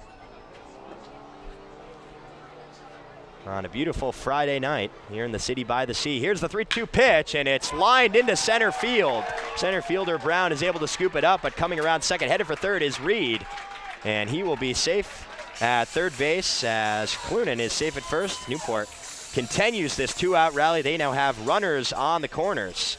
And that pitch is just barreled up beautifully. You hear that loud crack of the bat, exactly what you want. Hits the sweet spot, great swing right there, drives it right up the middle where there's no one there to get it, even if there is a slow roller. So a great piece right there. Works his way all the way back in the count, which is impressive in itself. Gets the pitch he wants and gives it a ride for a nice single. And that's what you love to see. And at this point, Vargas now at 50 pitches total.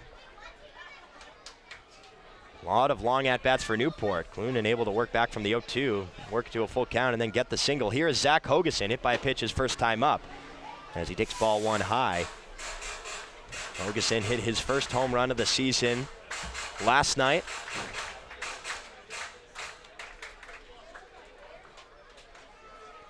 Out of Arizona State, trying to add to this 2-0 lead here in the bottom of the 3rd inning. Runners on first and third, 2 outs. Here's the 1-0 pitch. Fastball misses in. And the location again right there, down and inside. We haven't seen Vargas miss on that pitch a lot as we've been hitting the corner very well thus far, but that one gets away from him for a ball. It was Mazza who grounded out, Plu who grounded out, then the double from Austin, the 2-run home run from Hosey, the single from Reed, and the single from Clunan. And now we have a 2-0 pitch coming here to Hogeson. And it's flown into left field. Delaney settles under it and makes the play to end the inning, but Newport is able to strike first. They get 2 runs, 4 hits, and leave 2 runners on. We'll head to the top of the 4th. You're listening and watching Newport Gulls baseball right here on the NECBL Broadcast Network. We would like to thank DreamBat Company, an official partner of the New England League, for their support and sponsorship of our postseason awards. DreamBat Company has been a proud partner and supporter of the New England League since 2010. Visit dreambats.com and enter coupon code NECBL20 for 20% off your entire online purchase.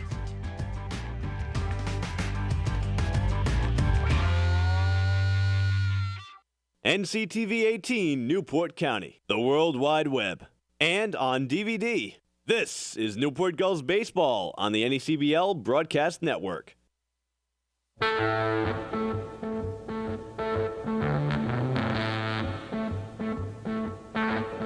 As we welcome you back here to Cardines Field, top of the fourth inning, 2-0 Newport on top off the 2-run home run from Cody Hosey in the bottom of the third. And for the play-by-play duties, I will hand it over to my partner and the voice of the North Adams SteepleCats, Matt Stewart. Thank you, Dave. It is a beautiful day at Cardines Field. The skies have opened up, only a couple clouds. The lights are on as the Newport Gulls have jumped out to a 2-0 lead over the North Adams SteepleCats on the big home run by Cody Hosey. So we'll see now, due up for the SteepleCats is Joe Porcelli, Chad McDaniel, and Evan Delaney. They'll see if they can answer here as North Adams tries to crawl back into the game. Yeah, it was the first 1-2-3 inning that Burke had last inning after he got 2 pop-outs on some inside pitches that jammed up the North Adams hitters. And really a nice play from John Mazza to not only catch the ball, he has to throw off his mask and locate it in the air. That is not easy to do, especially because it doesn't have that much hang time in the air. There is a lot to do there. It's not just turn around and play. You're looking for the ball, drop your mask, he said, turning around, and you got to hope the ball's right there. Luckily it was for him, so tip his cap. That was an excellent play as Burke delivers the pitch, is down and away for a ball. So Joe Porcelli had an excellent diving stop earlier at third base for the SteepleCats. Will try to get hot here from the plate as Burke offers. This pitch is drive deep to left, and that will fall in there. So Porcelli, with a great swing on that one, drives it to left, and the SteepleCats, getting aggressive early, now have a base runner. Yeah, and that's the first hit of the ball game given up by Burke, but again, you like to see that if you're a SteepleCats fan, just jumping on the pitch that just caught a little bit too much plate. He's able to hit it into left field, fielded cleanly there by Clunan, preventing maybe a hustle double. That would have been too much of a deja vu if we saw it again. I wouldn't be able to deal with that if it was the same script, but we'll see what Burke offers as this one is fouled off to left field by Chad McDaniel, DHing tonight. He walked in his first appearance from Missouri, so you got to wonder tonight's weather might even be a little cold for him. It's comfortable for me, but I don't know, he might be freezing. I've said it a few times, a lot of these southern guys, maybe western guys, not used to early summer weather here in Newport.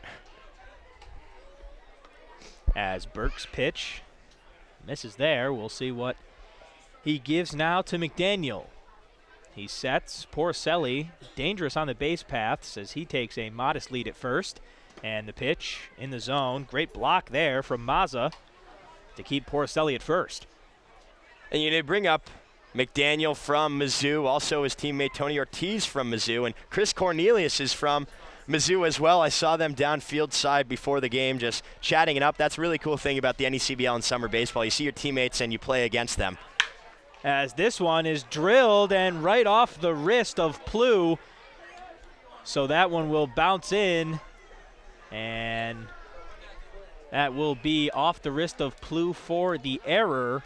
But that was hard hit, and not a lot you can do there. It hops up, and the short hop, and that's just a tough play for Plew. Yeah, that'll go down as an error. Just a tough play. Hit really hard, but, it was a one-hopper and really one that could go up in the air. Called an error by the official scorekeeper, but now SteepleCats have something going here in the fourth. Absolutely, and we see now first and second no outs, and you see Evan Delaney step into the plate. Now a guy that's really been swinging a hot bat. You wonder if your head coach Justin Sumner, if you're okay with letting him swing now, because I really want that big inning to really get back into this ball game, or if you're going to play some small ball here as Burke steps off. And Burke is now up to 50 pitches as well. So the patience really paying off for both teams as pitch counts begin to soar. As Burke's pitch is swung on and missed by Delaney for a strike. He was able to get Delaney swinging on a full count at bat in the first inning. Delaney also from New England College, similar to Vargas. A lot of teammates. And that's as said, it's such a nice moment when you're looking down, guys beating the turtle, running out and dapping up some teammates, and hey, you see guys interacting all the time from the same school, and that's just really special to see, as you don't get a lot of that in any other league, as time was called, I believe, and a little late there as Burke delivered the pitch anyways. Yeah, I believe it was called by Delaney. late in the windup of Burke. So the pitch won't count. It was a tad bit late there. I only barely heard the time call as Burke came around and went to deliver the ball. As Burke's pitch and a bunt attempt, but is pulled back by Delaney as this one is high and inside for a ball. Yeah, similar situation, you know, nobody out. Runners on first and second.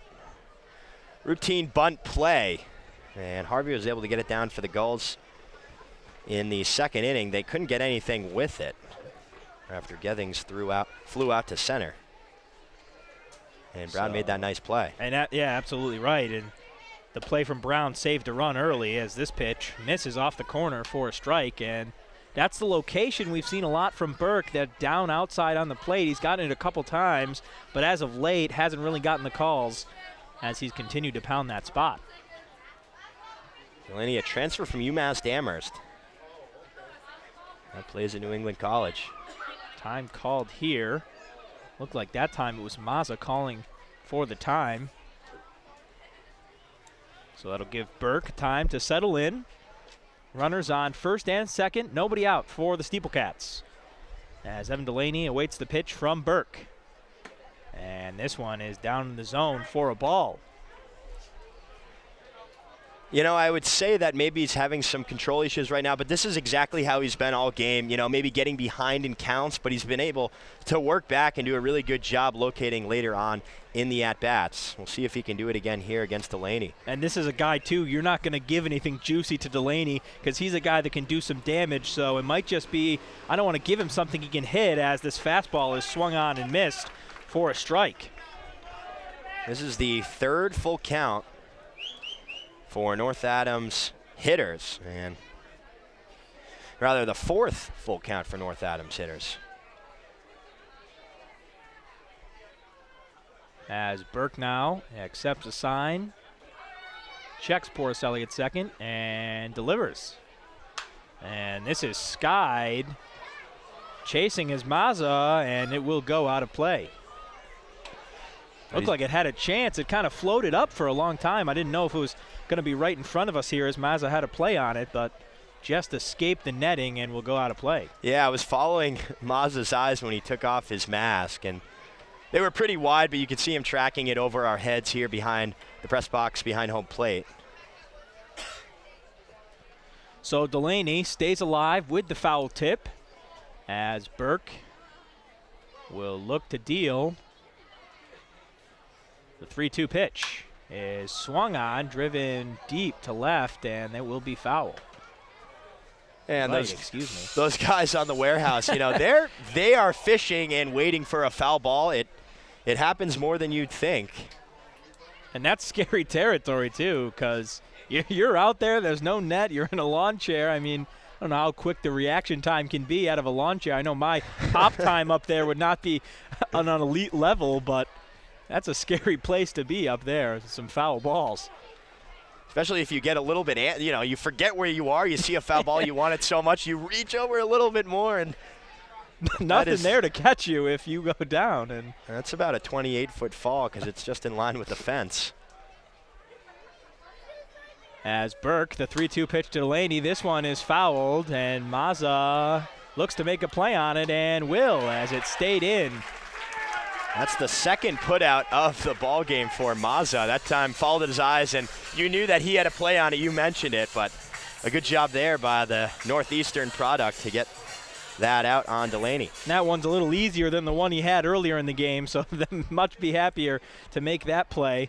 But not what you want right there if you're the SteepleCats. And with runners on first and second, you would ideally like even a ground-out single to move them over, but the pop-out, and now with one down, they remain on first and second. Yeah, and we got a pitching meeting here on the mound. It's the pitching coach, Kevin Winterroad, out there to talk to Jeremiah Burke. Infield is in there as well. We'll see if there's anything in the bullpen happening for either team down on the left field line, and it does appear like there is a man getting warm, and it is a Gulls pitcher, number 18, Augie Milbauer from Texas Christian University, getting hot. So we'll see how long it takes for him to get into the ball game. He's made one appearance so far this season. I think Burke's done a fantastic job thus far. I mean, the meeting is definitely, as you see his pitch count start to rise, it's something natural that you almost have to do. But Burke, an excellent job here. He gets the fly out. We'll see if he can escape this big inning that the SteepleCats were really hoping to strike for. Yeah, you know, in summer baseball, is there a pitch limit that certain pitchers have? You know, Burke from Georgetown, so perhaps that there is something that is going on. We don't know what they're saying on the Hill, but nonetheless, Milbauer is getting hot. But you're right, you know, only one hit allowed so far in the ballgame for Burke. So Tony Ortiz now will step in the box for North Adams. He walked in his first attempt. And the pitch is outside for a ball. So as you mentioned, the pitch count limit, as we see a lot in summer ball, some guys do have a limit, especially coming from some big name schools where you're not here to just throw the ball as long as you can. You need to stay fresh for the upcoming season. And that's an excellent point right there as Burke hits the outside corner for a strike. Yeah, that was a nice pitch. Very difficult to swing at if you're Tony Ortiz. It looked maybe a little bit low, but not what you want on a 1-0 pitch. So a good take there from the Mizzou product, Ortiz. And he's got some great discipline as he walked the first time. So this is a guy who's going to wait, find his pitch, and if you don't give it to him, he's fine jogging to first for a free base. And Burke's delivery is big swing, but not in time for a strike. Yeah, he blew that one by him. Off-balance swing there from Ortiz, but Burke really gassed it up there. And that's what you love to see. Burke not afraid to just say, come and get it, and blow one by him. As he goes later into this game, his pitch count rises. He's still being aggressive, and you love to see that from a pitcher. As Burke will look, Porcelli still on second. And McDaniel still on first. This one is low for a ball. There are few things in sports like the relationship between a pitcher and a batter, and it becomes very personal. You have, 8 other guys on the field, but when it's the pitcher versus the batter, especially as they see each other a few times later on in the game, tendencies and trying to figure out each other's quirks to beat the other. And this one is fouled off, and absolutely it almost becomes a me versus you battle. Almost more than anything, you feel like the only two guys out there, and especially when you blow one by a guy, it's almost like a ha-ha, you can come get it now, and we'll see what happens here as Tony Ortiz looks to battle back. But SteepleCats have the tying run on first base right now with 2 runners on. And only 1 out still gives them a great opportunity to at least get on the board here as time is called. So you wonder if these SteepleCats hitters now are taking their time with the pitch count rising from Burke. We've seen a couple times now they've called time, so you wonder if they're trying to maybe get in the head a little bit of Burke as he delivers. This pitch will be down for a ball. Yeah, he had a pretty fast rhythm for the first 3 innings, and we saw a couple of timeouts, especially from Delaney, really in the middle of the windup. And now, since then, the game pace has slowed down a little bit, but we have another full count here to Ortiz. So Beck will settle in. Runners on first and second, 1 out, and the 3-2 pitch is outside. So Ortiz will show that discipline again. And Beck now with the walk. The bases are loaded, which brings up Kyle Norman. He's playing right field. Yeah, it was the 3rd walk of the night for Burke. But he still has 1 down. Now the tying run is on second. And Kyle Norman, in his last at bat, grounded out into a double play. So you wonder now if this is almost a blessing with the guy on first, makes it easier to roll 2. As Burke's pitch is outside for a ball, and Mazza will call a quick time and have a quick chat with Burke. Yeah, Milbauer still throwing out there in the bullpen. And a little bit of frustration here from Burke, but he has been sharp up to this point. Now he's got a challenge. We'll see if he answers the call. So Kyle Norman, the big swing righty, will foul this one straight back. That one was off the wood here at Cardeens Field. You can hear it. You hear that one, and thank God that's there, or else we might have been in some trouble with a quick ricochet. And that's the bat speed from Norman. Big swing right there, just not enough to get a piece as the delivery from Burke. This one is skied out of play. Yeah, Mazza couldn't really locate it, but it was well over the backstop. He took a look at Burke and was like, where is it? And Burke was like, it's over your head, out of play. Don't worry about it. And that we've seen the quick reaction from Mazza all night. In that one, he was just kind of like, all right, hopefully it's out, because it did, in fact, look like it was going to go into play as the pitch from Burke is outside. Mazza threw out 8 base runners in his season at Northeastern. Very good defensive catcher. So Burke will deliver to Kyle Norman. Bases loaded for the SteepleCats as this one is hit to second. Plew camped under it and will make the play. So the SteepleCats, great opportunities, first and second, nobody out, and now bases loaded. They only had 1 out. Now it's 2 with 2 flyouts. Not exactly what you want to do in those situations. Yeah, that's a huge, huge pitch from Burke, able to get the pop out. And it's the second of the inning. Infield fly there, but 2 down, and now Burke's got to get his last here to try and preserve this 2-0 lead. And Burke has done an excellent job of trying to get out of this inning now as Jacob Jablonski steps in. He had a ground out to second in his first plate appearance. This one is drilled to short. Ranging over is Gathens, and the throw is in time. So Burke, with a huge inning, able to really escape what could potentially be big for the SteepleCats, gets out of it unharmed, and we will take a quick break. We will welcome you back to Cardines Field in a moment. The 25th Annual New England League All-Star Game will be hosted by our very own Valley Blue Sox on Sunday, July 29th. Join the NECBL's best as they take to the diamond in front of scouts from every MLB organization at McKenzie Stadium in Holyoke, Massachusetts. Visit asg18.necbl.com for more information. Hey Gulls fans, DVDs of all home games are available. To order copies, email broadcast@newportgulls.com. All DVDs include a full pregame show, postgame show, 5 high-quality cameras, and exclusive player interviews. Everything you know and love about Newport Gulls baseball. For more information, email broadcast@newportgulls.com. Don't miss your chance to own a piece of the 2018 Newport Gulls season.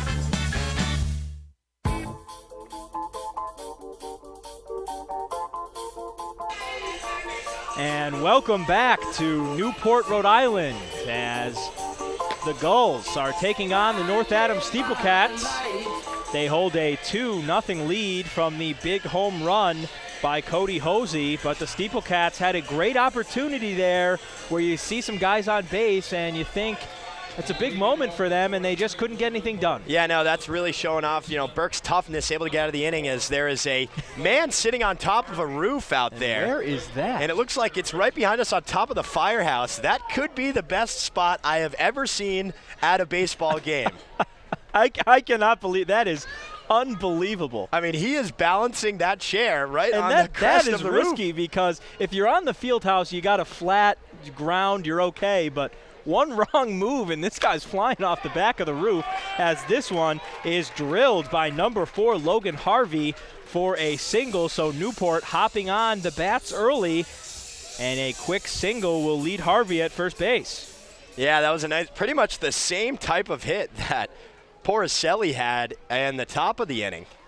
So we go round and around, the same type of plays keep happening, and we'll see if Newport, it would be crazy to see them load the bases and get nothing out of it. That's when I'd start really to get worried, because all we're missing is the home run, and this game's completely the same. Yeah, very bizarre, and it was on an 0-2 pitch that Hosey was just able to barrel up. A mistake from Vargas, but really one of the only ones today. So Vargas's pitch is inside to Jack Gethens, the shortstop. Had a sac fly to center field in the first inning. Now that I think about it, he's a fireman, so he's used to being in those types of situations on the roof. Which that makes sense. It makes sense. When I hear that tidbit of information, and that makes sense. That guy's probably fine up there. He's got friends now. Now some friends join him. How about that? Wow. That is something you do not see every day, and you may never see again. That is incredible. So Vargas will deliver the pitch. This one is roped into right. That will fall into deep right field as he will round second. The throw is not in time, and that will be a double. A great piece of hitting right there from Jack Gethings. Yeah, and there was an interesting play there as Gethings came around first. You see it just off your screen. The first baseman Ortiz got in his way, and the first base umpire Keith Peterson saw it. He puts him on second. Didn't really matter because Gethings was able to get there regardless, but fielder's interference, and now Newport is threatening once again for back-to-back innings. And it looks like we will have a quick chat here as head coach Justin Sumner will come out to talk to Vargas. And I'm not sure, last time we checked, no one was warming up for the SteepleCats. When I saw the head coach, I was assuming it changed, but with no one warming, I'm not sure. Well, we got an arm spinning around. Looks like it's number 16 for the SteepleCats. And that will be Greg Gasparo from North Carolina, Asheville, who, if comes into the game, will be making his SteepleCats debut, just recently signed from the Cape League. So Vargas now settles in with runners on second and third, nobody out here, and a big chance for Newport to tack on some runs. And now Coach Coombs is having a conversation with the umpires. It concludes, but wanted to maybe get a clarification on the fielder's interference there for Gethings, but that was a double for the Fairfield Stag, and that's his third double in 2 nights. He was 3 for 3 yesterday against Wareham. He had a couple of doubles, one in the 7th, one in the 8th, and now he has one here. So that pitch will miss down and inside for a ball to John Mazza, the catcher. We've seen him make a couple nice plays defensively, so really shown his worth on that side. The pop-up earlier, the quick turnaround was really impressive as Vargas will deliver. And this one, the big breaking ball, definitely caught Mazza a little bit by surprise there, and Vargas will get back in the count with a strike. Yeah, it started on the outside corner and just listed off into that left-handed batter's box. The righty Mazza just chased it. Nothing you could do about that when you get the big sweeping curve and you start your swing, you finish it, and you're thinking, oh no, there's no way I make this pitch, or I'll just finish the swing for a look pretty. As that pitch, the breaking ball will get away, catch Mazza on the leg, and now Vargas in a little bit of some trouble now with no outs and Newport runners all over the base paths. Yeah, now the North Adams infield is pulled all the way in onto the grass, trying to keep it a 2-run lead here for Newport. And we've seen Vargas have excellent command of his curveball all night. That was the first one we've seen get away from him, unfortunately, a little too far away and drilling the leg of Mazza. So that will bring up Dylan Plew, the second baseman for the Newport Gulls, as Vargas delivers. This pitch is in there for a strike. Yeah, he's got to really buckle down now. We saw Burke in the top of the inning get tested. Now Vargas is getting a test of his own. And this is one of the hardest, especially with no outs, because anything will score at least 1, potentially 2. So you really have to be careful here as that pitch will miss for a ball.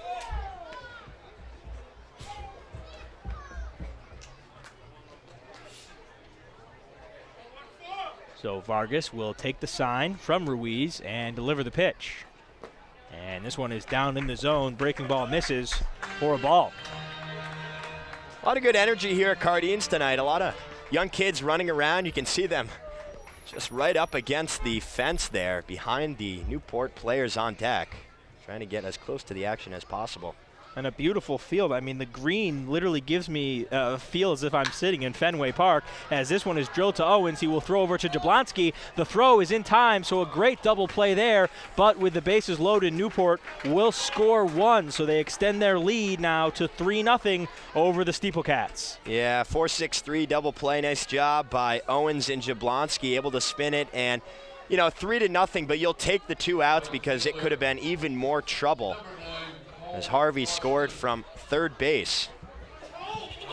And absolutely right. I'm okay if you're Vargas. I'll take the 1 run and get out of this inning now if I can, without potentially allowing 3 or 4, and that's a blessing right there. You'll take 1 at a time. So stepping in now, Cole Austin roped that big double his last at bat after Kang in the first. And this one will fall in there for a strike.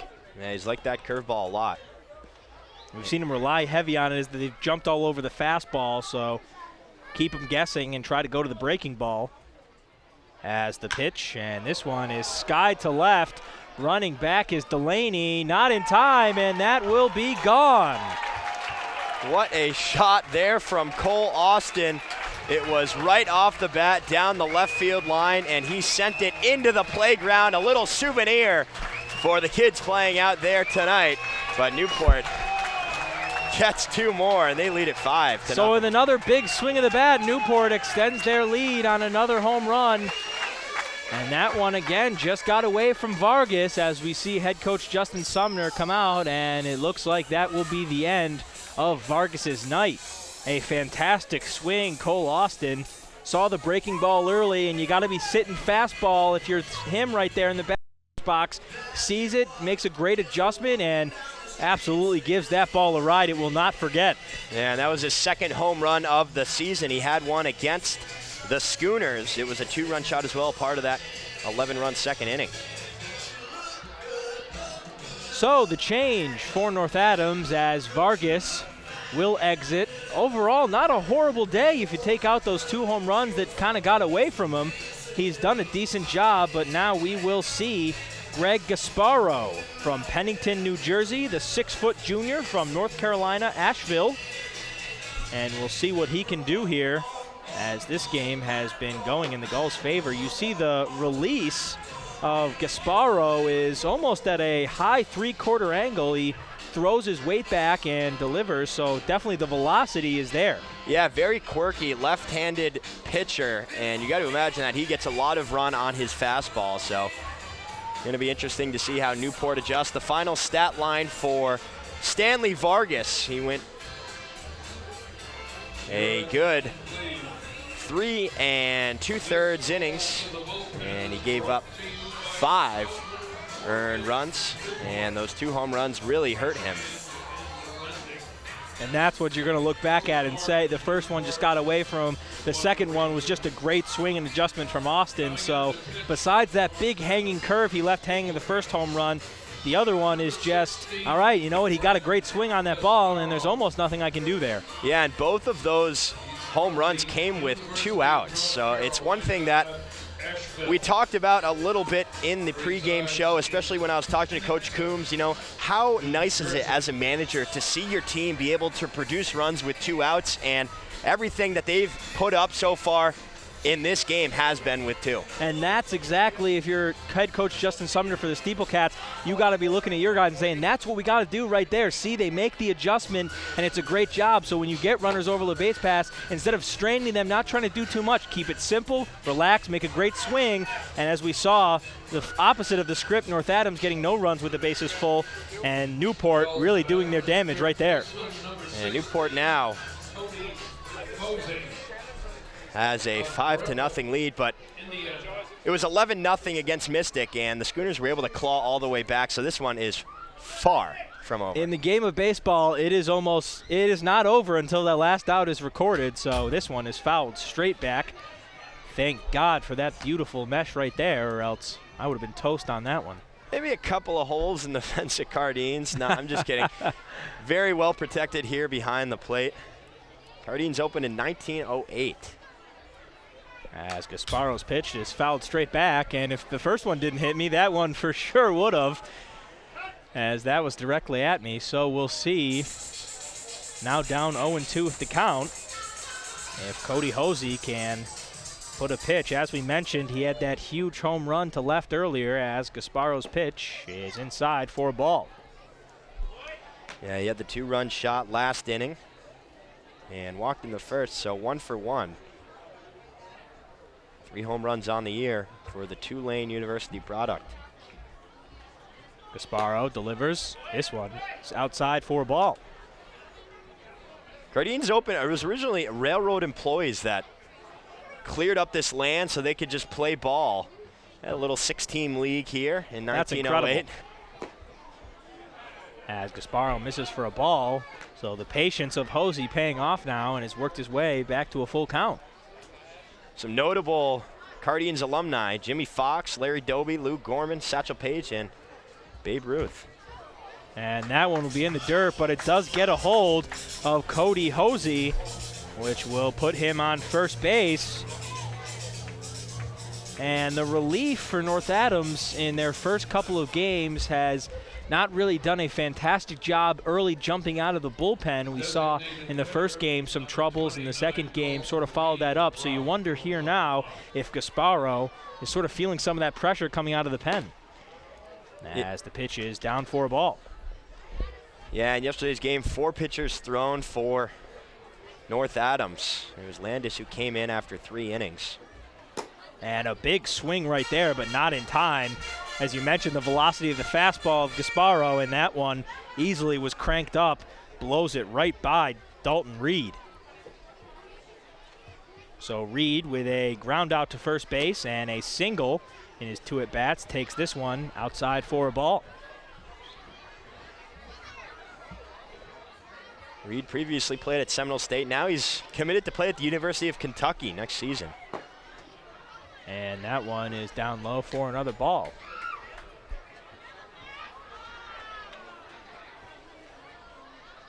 So a couple balls here from Gasparo, and we'll see what he gives as the offering. Is outside for a ball. So a walk, the hit by pitch, and now the walk. Runners on first and second now as Newport continues to threaten. Yeah, I mean, you look back to the Dylan Plew 4-6-3 double play, and yes, it scored Harvey from third, but you figured, okay, it's a 3-run lead, we'll take the 2 outs and get out of this one, but that has not been the case. As the pitch is down and away for another ball. And exactly right, we talked about if you're Vargas, all right, I can get out of this with run earned, and the script was quickly flipped for Newport as they hopped all over Vargas. As quick mound visit, Ruiz will charge out to talk to Gasparo after another ball. Yeah, Gasparo is having some trouble here locating his pitches. So Ruiz will jog back.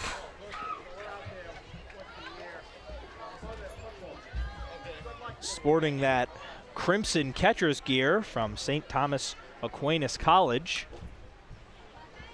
A little weird with the blue, the silver, and the crimson there, but it does work as this pitch is outside. Yeah, you see that a little bit. I remember in yesterday's game there was a Notre Dame Fighting Irish player for Wareham, and he had green cleats with gold, on the side. But that didn't match their jerseys at all. And this will be a walk as it bounced away from Ruiz. And that's a thing. Another great thing about this league is with guys coming from all over, the colors and the preferences of cleats and batting gloves really changes as we see the crimson and yellow for Arizona State. We've seen Ruiz with the crimson there, so that's definitely cool to see as the guys repping their colors from all across the country. Yeah, you see Hogeson wearing those Arizona State colored cleats right now. The maroon and yellow. As this pitch is high for a ball. This is the 9th batter to hit here for the Gulls in the bottom of the 4th inning. And you got to think the discipline now. Don't swing at anything unless it's absolutely perfect, as a much-needed strike there will be there for Gasparo. Yeah, you wonder if there is even more action in the bullpen for the SteepleCats. 3 straight walks. And it does look someone was maybe a little stretch and toss going on. You see Milbauer is over there a little bit, tossing the ball up to himself in the glove, and then there's a little bit of short toss from Miguel Rodriguez. So Gasparo will deliver the pitch. It's inside, a quick throw, is not in time, but an excellent release right there from Ruiz, trying to catch the runner on first, sleeping as Clunan was a little slow getting back there. Yeah, I went for the back pick. And, 3 walks, a pitcher who's struggling to find the zone, it can lull not only maybe the fielders asleep, but also the base runners. Good job there. Clunan was able to get back. And that pitch is in there for a strike. Hogeson starting to jog to first base, but will have to retreat back to the batter's box.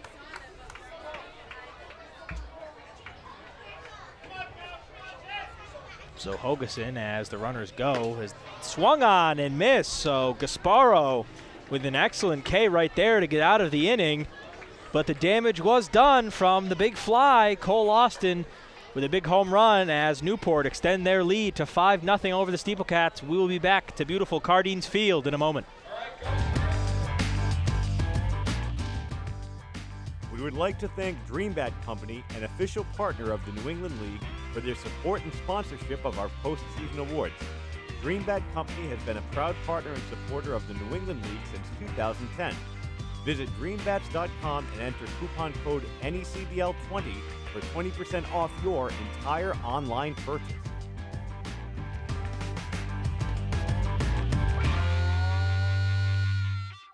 The Newport Gulls, 6-time champions of the NECBL. Follow the whole season right here on the NECBL Broadcast Network. You're watching and listening to Newport Gulls baseball on your flagship home for the Gulls all season long, the NECBL Broadcast Network.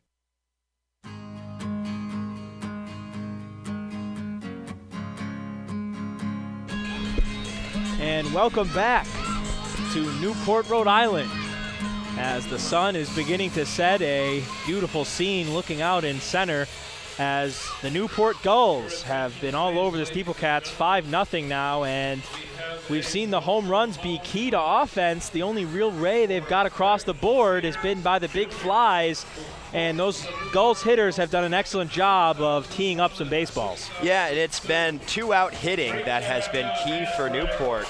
2 outs and one runner on rather in the 3rd inning. Hosey was able to get that home run. Newport left runners on the corners. Then they got 3 more in that inning, 5-0 here in the 5th. So Chris Ruiz will step into the box now, doing the catching tonight for the SteepleCats. He had a fly out to first base in his only at-bat thus far, as the pitch is down and away. Down on the warehouse there in right field, even more fans. Now it's a party. A crowd is gathering, and absolutely, it's enough to consider that a full-blown party up there. Do I spot a cooler? I'm not sure. And this one, big swing is popped. Hosey, ranging over in foul territory, will make the play. So Burke excited about that one. You see him slap the glove right there. His defense has picked him up a little bit, and he's done an excellent job of working some fly ball outs here throughout the game. Yeah, 5 times that SteepleCat hitters have popped out to infielders here in this game. So we'll see. Burke, an excellent game thus far, has continued to pitch well, still in the game, as we thought after the visit his day might be done, but he has continued to bounce back well and perform. Yeah, he got out of the bases loaded jam in the 4th inning. As this pitch is outside for a ball to Sam Owens, doing the second base duties for the SteepleCats tonight. He had the foul tip bunt that was an excellent play by Mazza to make the out in his only at bat thus far, and he takes a strike. Yeah, and also Tyler Madison yesterday in that game, he faced a 1-out bases loaded situation. He was able to get out of it with 2 infield pop-ups as well. And Owens swings at this one, but is not in time for another strike. So we've seen as Burke, later he goes into this game, almost the better he's gotten right there as he cranks up the velocity again and blows a fastball right by Owens. Verlander-esque. With a little Max Scherzer glove tap and excitement there. Look at, he's throwing the ball, he's ready to go. Yeah, he's excited out there, and why not? He gets out of such a tough situation, then he gets a quick first out here in the 5th inning. As you see Owens, get a little time, please. I mean, this guy's throwing pitches back to back, but the eyes of Owens will pay off, and he will take first base on the walk. Fourth walk of the night for Burke. And he has only given up in this game 1 hit. That came back in the 4th inning. It was Joe Porcelli. Ended up being stranded on third. And as we mentioned, the SteepleCats love to do their damage from walks and maybe a hit by pitch occasionally. You know, that's how they get their base runners. Not guys that are going to really tattoo the balls, but if you get them on base paths, they can be dangerous, as Jeffrey Brown will foul that one off. Yeah, definitely a scrappy team, you know. Find a way to take advantage of mistakes. So far, Newport has played cleanly. Just that one error from Plu. An up in the air error as it was hit pretty hard at him. And this one is swung on and foul tipped. Owens was running, but will jog back to first. And Jackson Coots has the night off for the SteepleCats, but that is the guy who has really done most of their damage. And by hitting in that 3-4 spot, he was able to really tattoo some balls last night. He's hitting .500 on the year and has really been off to a great start. So, but without him in this game, the SteepleCats are still looking for another guy to kickstart this offense. Yeah, he's the only guy on the SteepleCats who has an extra base hit, that double last night. And that one is chopped by Brown, charging over his Gethins, and the throw not in time, as we see the wheels from Jeffrey Brown, as we mentioned, pay off right there. Yeah, it was just a little nubber towards the left side, and Gethings from the get-go knew he had to hurry.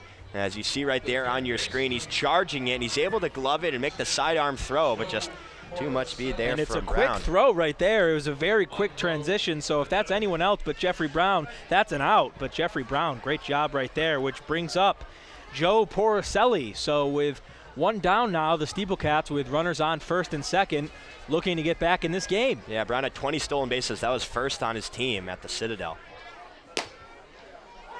And that pitch is in there for a strike, and you're starting to hear the pop now.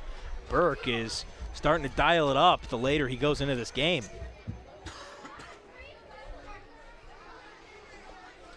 So Burke will set and deliver the pitch. And this one is fouled back. So you see Porcelli with that great swing last at bat, really driving one. We'll see if he can get around to another one here as he comes around to see Burke again. Yeah, 0-2 pitch here. Burke shakes off Mazza once, just can't make a mistake and leave the ball over the plate too much here. And the delivery, and this one is fouled off. Great defensive swing there from Porcelli. Not a guy you're going to retire very easily.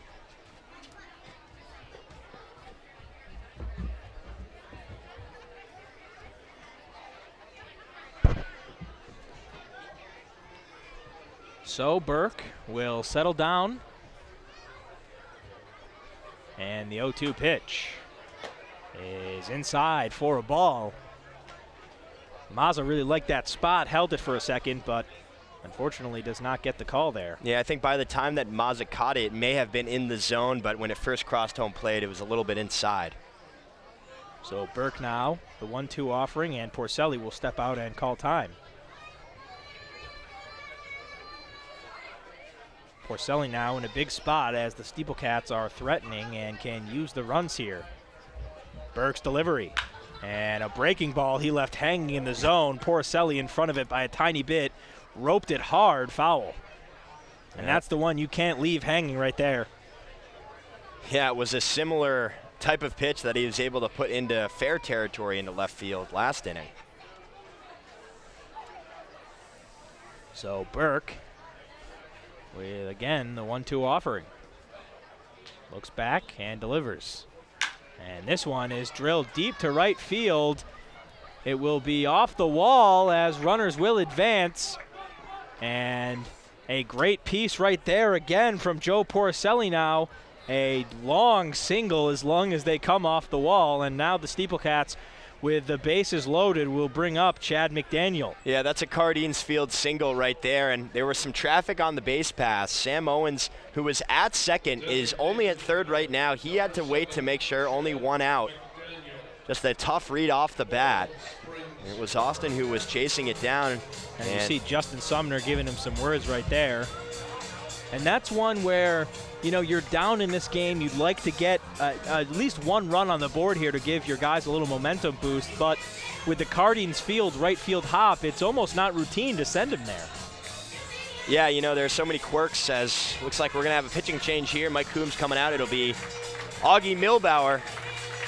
As Burke gets a warm hand after a fantastic night from this crowd, and a well-deserved applause as he was phenomenal. Yeah, he did a great job getting out of the jam last inning. Now a little bit of a situation here for Milbauer out of Texas Christian University, and in his first outing, went 1.2 innings pitched, gave up 4 runs off 3 hits, walked 2 and struck out 2. Gave up 2 doubles in that game against Mystic. As he warms up here. So the 6'1" sophomore, a big lefty, which is something the SteepleCats have not seen a lot of throughout this year. So we will take a quick break as the pitcher begins to warm up. We will be back in a second. You are listening to the NECBL Broadcast Network, presented by Stretch. Sunday, July 29th, it's the New England Collegiate Baseball League's All-Star Game at Mackenzie Stadium in Holyoke, Massachusetts. Join all 13 NECBL teams, including this year's hosts, the Valley Blue Sox, for a night of baseball action that can't be missed. The always exciting skills competition and home run derby start in the early afternoon with game time set for 5:10. For more information about July 29th's All-Star Game or the New England Collegiate Baseball League, visit www.necbl.com.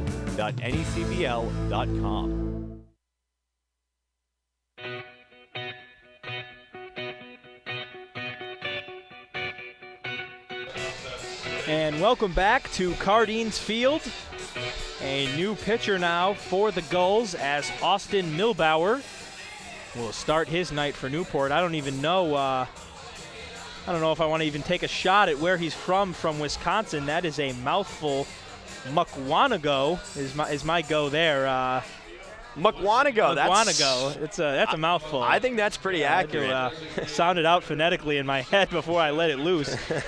So we'll see what he can do. And the SteepleCats here with an excellent opportunity to get on the board and get some runs, as we see now switching to the right side of the plate is Chad McDaniel, the switch hitter, who will swing and a miss at the first pitch. Yeah, McDaniel's reached on that error from Plew. Hard hit ball, though.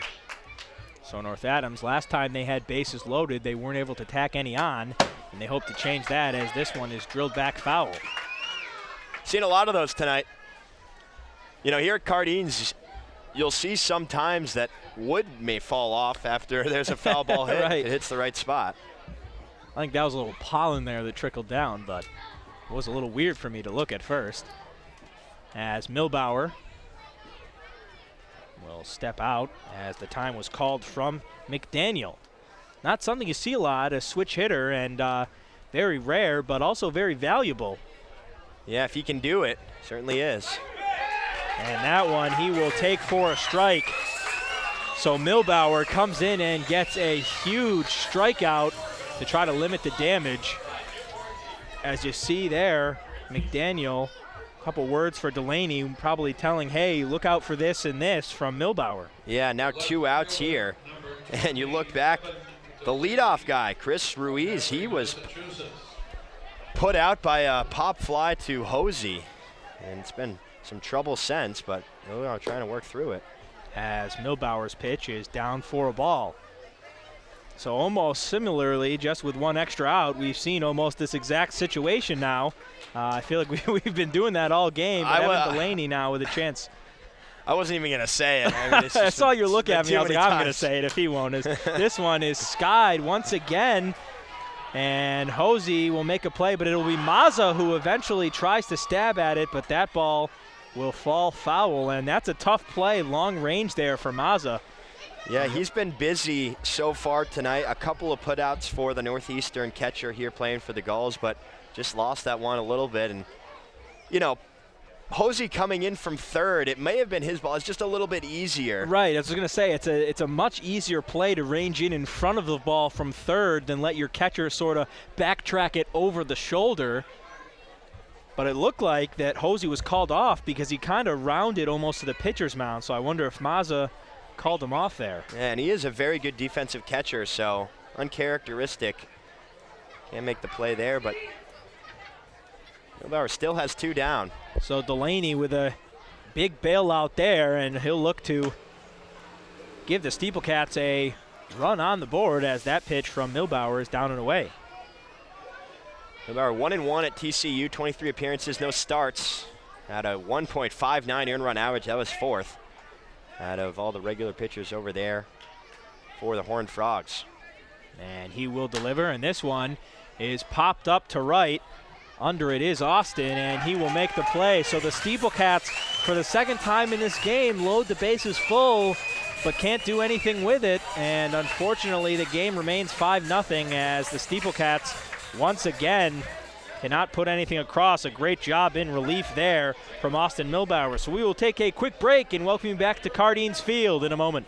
A reminder that this copyrighted telecast is the exclusive property of the Newport Gulls Baseball Club and the New England Collegiate Baseball League, presented by the authority of the NECBL Broadcast Network for the entertainment of our listening and viewing audience. It may not be reproduced, re-recorded, or retransmitted in any form, and the accounts and descriptions of this game cannot be disseminated without the express written consent of the Newport Gulls and the Commissioner's Office of the New England Collegiate Baseball League.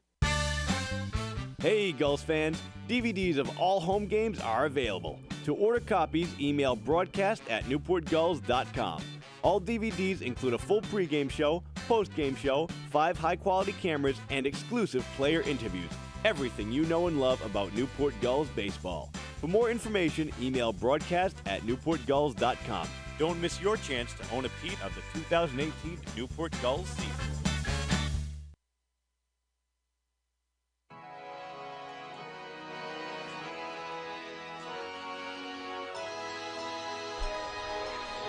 And welcome back to Newport, Rhode Island at Cardines Field as the Newport Gulls get a big escape right there in an inning that could potentially be some trouble. A great inning of relief out of the bullpen from Austin Milbauer as the SteepleCats loaded the bases once again, but were not able to push any across. So, from Newport, I'm Matt Stewart alongside Dave Peck. And it has been a beautiful game thus far, a beautiful day, and been really fun to call this far. It's been a great game. Yeah, so far it has, 5-0, but the difference really is taking advantage of the 2-out situations with runners on. Newport has the 2 long balls, and North Adams has 2 opportunities, just couldn't cash in.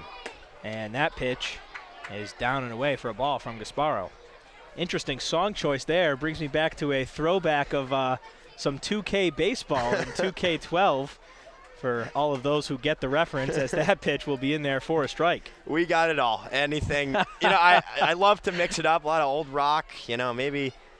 I like it. I was bobbing right along as Gasparo's pitch is foul tipped back for a strike.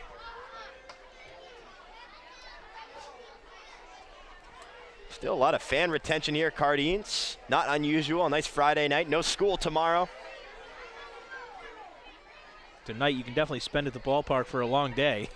As Gasparo's pitch, this one is roped down into left, and it will be called foul. That one looked fair to me, but that's why I'm not an umpire. Yeah, it was Matt Hensel down there on the left field line. He had a good look at it from here. It looked like it may hit the chalk, but he certainly knew more than we did all the way from behind the plate. And a great swing right there. Number 4, Logan Harvey, he did his damage with a single in the last at-bat he had. So a guy that's starting to swing the bat better now and gets a piece of one, just not able to drive it fair. As the pitch is outside for a ball. Yeah, coming into this game, Harvey was batting 167. He had 1 hit, a run, and that 1 hit was a double. RBI 1 at that. Again, not including the statistics from yesterday's exhibition game. As Gasparo will miss inside, and that will push the count to full. But he's really emerged as a leader on this team. He's a senior at Wake Forest, and he does some catching as well. As this one is popped up, charging into right is all 3 SteepleCats of an excellent play there. I believe Norman was the one who caught it in right, but Owens and Jablonski were also on the run there.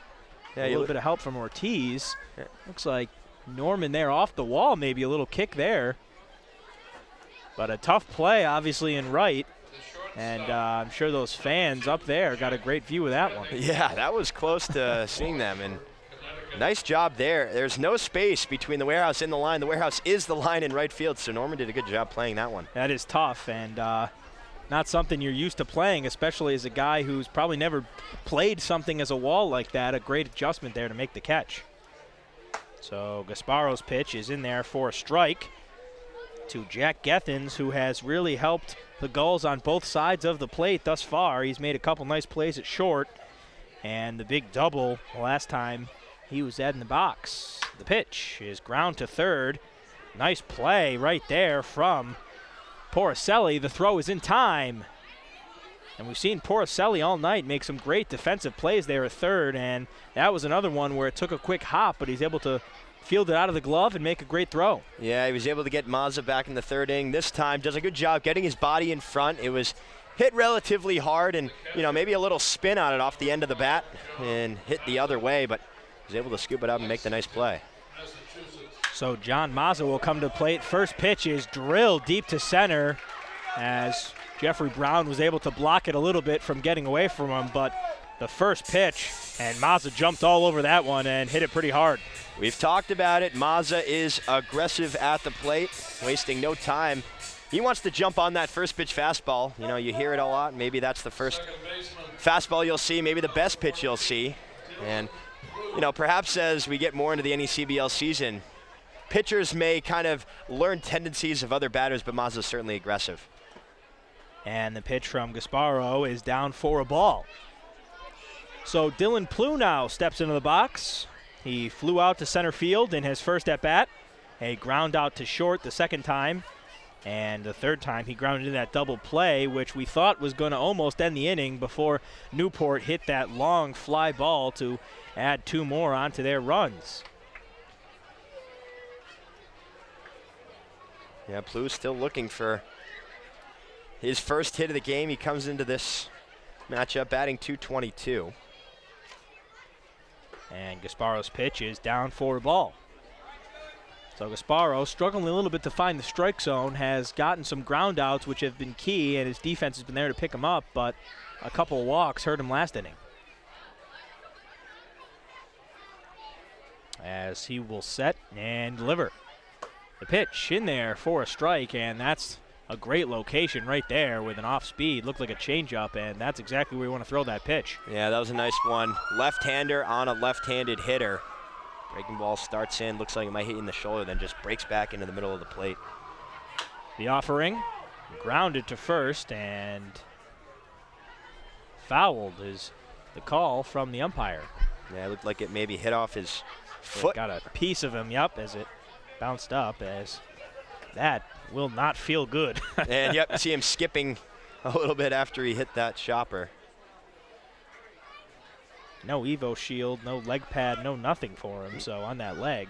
A lot of guys do wear it, though. I was talking about it yesterday in the broadcast. A lot of guys wear that shield on the A lot of guys wear it. The ankle. Yesterday in North Adams, a runner was hit with it, and I said that's still going to hurt regardless of the pad, as this one is flied in, and it will bounce in fair territory. So kind of an odd play. I'm not sure if the left fielder there, Delaney, thought it was going to go foul. Too long of a run for the shortstop. So a little duck snort, as they say, a little blooper. And a great piece of hitting right there from Plew, and that'll get his first hit. Yeah, it was just slicing away from Delaney out there in left field. And another close call for the third base umpire, Matt Hensel, to make. This time it was fair. Mazza is now on third, but nice little double. It was up in the air so long that he was able to reach second base. That just shows the speed right there. No one was covering either because of the run by the shortstop, so he pretty much guaranteed himself a free base as the off-speed pitch from Gasparo is in there for a strike. So here is another 2 out, 2 runners in scoring position for Newport. That's been their bread and butter so far tonight. We'll see what Austin can do.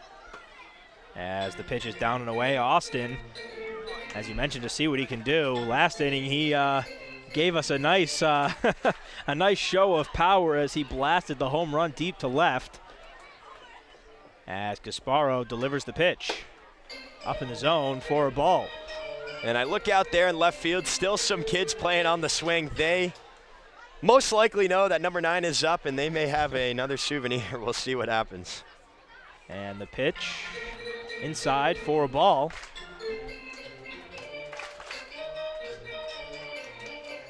Too early in the season for them to know the players yet, I'd say. Right, I would agree, yeah. They're just out there looking for a home run no matter who it is, I'm sure. Exactly.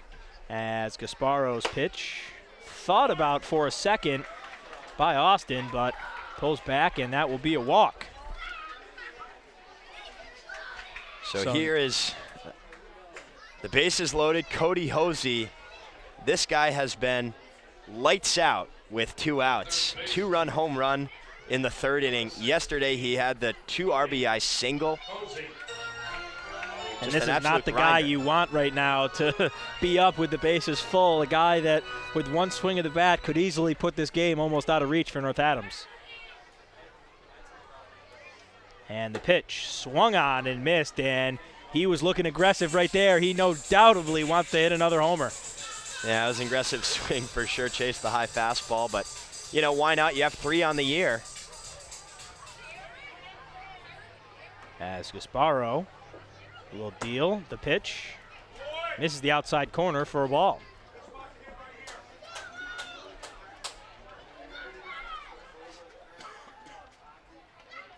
So Hosey's big bat looking to extend the Newport lead as another throwback from Ruiz. This one is not in time as well. The second time we've seen Ruiz try to check the runner down at first base.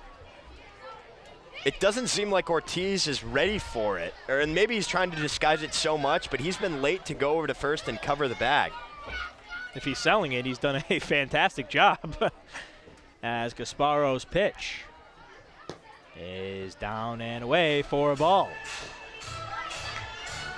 And this is where it gets tricky because you're almost okay with walking a guy who could really potentially do some damage here, as we've seen the power of Hosey come into play. So you wonder if you try to pitch around him in hopes that he doesn't put another one over the fence. Yeah, that's a good point, and he will walk in and run.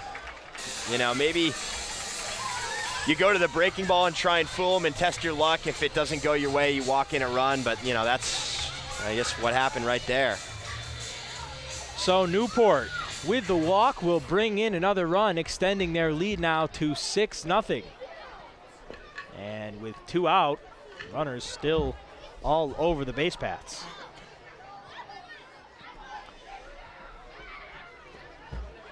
This will bring up Dalton Reed, the DH. A ground out to first base, a single, and a walk for Dalton Reed's night.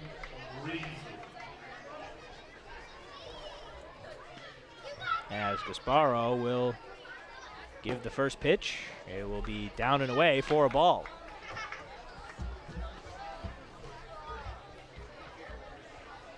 So the spots Gasparo has missed haven't been awful. They've just really been down in the zone, trying to fool some hitters and really pound down and away in the strike zone. Yeah, that first pitch curveball was, it was a good pitch, you know, just trying to get Reed to chase a little bit, but he's able to spot up that fastball right there. As this pitch is swung on and missed out of the glove of Ruiz. As Dalton Reed staying aggressive now, as that was a well-timed swing, just not in time. As Gasparo will set and deliver. This one is drilled foul. Coming into this game, Reed had a slugging percentage of .800. Hosey had a slugging percentage of 1,333. Wow. As Gasparo's pitch is inside for strike 3. Hits the corner there, and he gets out of the inning, which could potentially have been a lot worse. So the SteepleCats escape with only 1 run allowed in an inning that really could have broken this game open. Gasparo with a huge strikeout there. We will return to Cardines Field in Newport, Rhode Island in a moment. The 2018 season marks the 25th season of the New England League.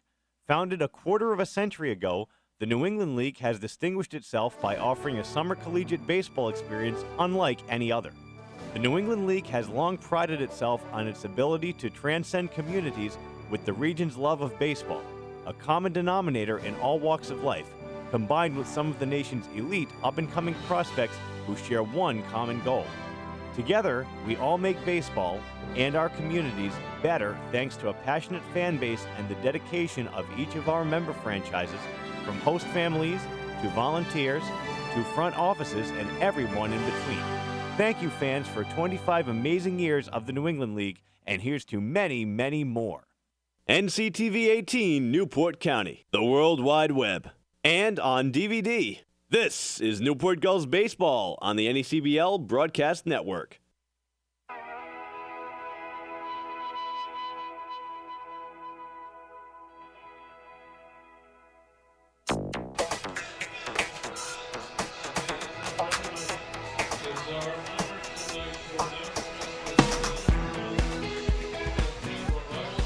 And welcome back to Newport Gulls baseball here at Cardines Field. This game has been all Gulls thus far. It is 6-0 over the North Adams SteepleCats as we see some more fans. How about that porch? Hey, I'm having that view in right field. You walk out onto your porch and it's a free ball game right there. That's incredible. There's so many interesting places to watch. You know, we saw the firehouse earlier in the ball game. We see the guys on top of the warehouse right there in right field. And then below them, there is even a bar with a outside seating area where everyone can just kind of drink a beer, have, you know, whatever they want to eat, and watch a ball game. As you see, that might be one of the best spots in the house as well. I feel like I have to keep my head on an absolute swivel in this place, looking for the next wild place I'm going to see a fan with a chair, as the first pitch from Milbauer is down in the zone. So this will bring up Tony Ortiz for the SteepleCats. He has walked in both places in the box, as this one is drilled hard but just out of the reach of the first baseman Harvey and will go foul. As Ortiz upset that he just barely missed that one, because that was a great piece right there. Yeah, you know, that would have been something that would have been able to start, and maybe, you know, you try and change the momentum, maybe get your leadoff guy on. Milbauer doing such a good job getting out of that bases loaded jam that Burke left him, as the book is now closed on the Georgetown product. We'll get his final stat line in just a few minutes. And Milbauer delivers this one, swung on and missed. Another big cut from Ortiz, and now you sort of see, as you mentioned, you sort of shift the game plan. Now you wonder if the SteepleCats are just going to put their foot on the floor and got to get aggressive here. Yeah, you have nothing to lose, down 6 runs in the 6th, and you know, they were a little bit patient early on. Now they just got to, you know, go after it. And the pitch from Milbauer is low for a ball. Final stat line for Jeremiah Burke, 4.1 innings pitched. He gave up 3 hits, no runs, walked 4, and struck out 2. So Ortiz will take the 1-2 offering and swings and misses. And that will bring up the right fielder, number 8, Kyle Norman, who has had a quiet night, as most of the SteepleCats had. He had a ground out to second base for a double play, and he had the foul tip out to earlier in the game. So we'll see as Milbauer sets and delivers. This one is drilled hard to right, carrying, and it will go foul. And you can't really see it in that corner. You just got to kind of look at the first base umpire. It's a hard read, exactly. I lost that one, but luckily the umpire gave a view there. But that one was hit very well, and if straightened out, definitely extra bases. You know, North Adams has been going the other way, or at least going to right field a lot, especially, you know, in the middle innings of this game. Just timely hitting has been the problem. As Milbauer will deliver this one, takes a hop and is out of the glove for a ball from Mazza.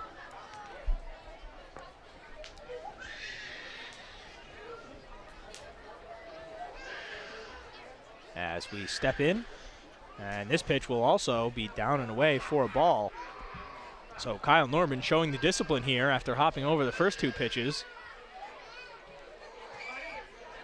And Milbauer will get a new ball after that one was dirtied by the bounce in the dirt.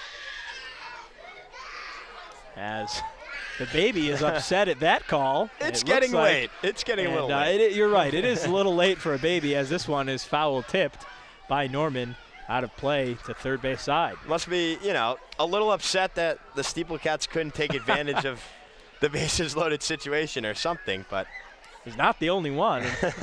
Fortunately, I cannot cry on the air as we see Norman step in now. And the pitch down and away, so the discipline has worked him back into this count as it is now full. Sun setting, almost nighttime here. It's just about dusk. This one is popped up out of play to the right side. Started at 65 degrees at first pitch, now 62. Winds have calmed down just 3 miles per hour, but not much movement on that flag on the Discover Newport Center. This one is grounded to third. Hosey is right there to throw over, and it is in time to retire Norman. So a great play there by Hosey, who has made some nice defensive plays tonight at third base and has really been all over doing on both sides of the ball for the Gulls. That time just a great play and able to make a quick, accurate throw to first. Yeah, that's the thing. Accuracy is key, especially on some of those routine ones. Maybe you lose focus a little bit. Not there. Hosey was locked in and completes the 5-3 putout. And Jacob Jablonski will step in now as this one is fouled back. Jablonski playing shortstop for the SteepleCats tonight has a ground out to second and has not really gotten hot yet this season, but definitely looking to get his season going in the right track as he swings on this one for a miss. Milbauer has been sharp so far. Again, got out of the jam last inning. Now he has 2 quick outs, and he's up 0-2 here on Jablonski.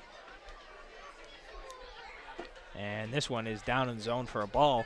Excellent point right there about Milbauer, how sharp he has been. You almost wonder if some of that momentum was him coming in and getting out of a huge jam. That can really push a pitcher's momentum, and you got to wonder if he's carried that success as almost a chip on his shoulder in this game. Yeah, it's crazy how, just little things can change the way your whole outing goes, and you're able to come in a tough situation and do the job. Even if you're feeling just as well as if you didn't, now he has even more confidence, and you're seeing it right here in the 6th. And this pitch just barely misses the outside corner. A great frame from Mazza. Held it there for a second, hoping to get the strikeout. But Jablonski will stay alive. As Milbauer will deal this one high for a ball, so Jablonski will take first base with the walk. And this brings up Chris Ruiz doing the catching tonight for the SteepleCats. Yeah, just the first walk, first base runner allowed by Milbauer.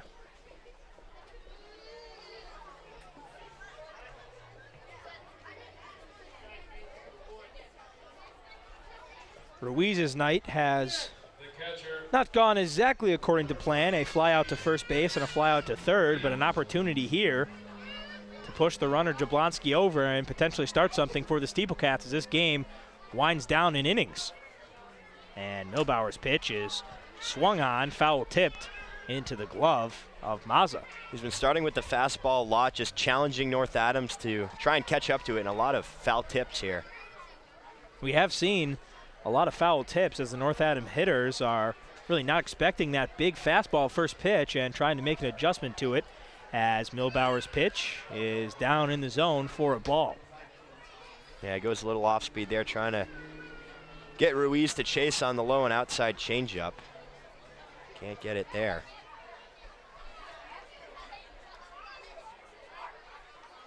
So Ruiz will settle in and wait for the offering from Milbauer. The pitch. Outside for a ball. As you see, head coach Justin Sumner clapping there, loves the discipline from Ruiz. And we've seen North Adams really do that all night, is be patient, and if you work a walk, then you get on, and there's no pressure here really to do something out of your comfort zone and try to do something that you're not doing to do too much, you don't like to see that as a hitter. As that one is outside for a ball. Yeah, and we mentioned maybe it's time down 6 in the 6th to maybe be a little bit more aggressive.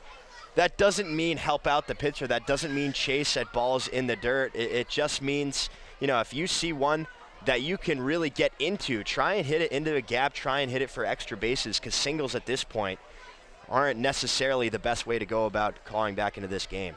As Milbauer's pitch is fouled back, and that's an excellent point right there. Just because we say be aggressive doesn't mean go up there and swing at every pitch. You still have to be selective no matter what situation you're in, and the best hitters seem to know that and execute that very well. At the same time, it also doesn't mean swing out of your shoes for a home run. Exactly. Somewhere in between, baseball is certainly a game of balance. As Milbauer's delivery, the runner goes due to the full count, but it will be high and outside for a walk, so Ruiz will take first base, as we've seen back-to-back walks now, as Jablonski walked and now Ruiz, so runners on first and second for the SteepleCats now with 2 down. And now Kevin Winterroad, pitching coach for Newport, wants to have a conversation. The infield will come in to have this meeting. We'll see if there's anybody warming up down the left field line in the bullpen as they talk things over. Milbauer just the second pitcher of the ball game, and as it stands right now, Austin Mitchell, the junior from Dartmouth, is warming for Newport.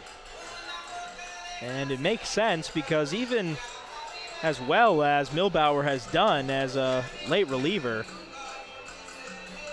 you can't expect to go more than a couple innings into this game, and as we see the walks now starting to tire him out. Yeah, he got 2 quick outs here, back-to-back walks, and he's going to stay in the game, try and face the number 9 hitter in Owens and get out of this inning. But you're right, Michelle is out there in the bullpen, starting to get hot. And this brings Sam Owens to the plate for the SteepleCats, playing second base tonight. He had that foul tip, odd bunt attempt that was caught for an out in the first inning, and he walked in his next plate appearance, as this one is drilled foul to the right side. But you do love to see that, though, getting the hands around and getting some good wood on that ball, hard hit foul ball. Yeah, and he's down 0-2, but North Adams has been really working Milbauer. A 2-2 count in the first batter of the inning, Ortiz, then full count, full count, full count. Milbauer wants to end this one right here. And this one will get past Mazza, so the runners for the SteepleCats will advance. They now have runners on third and second base.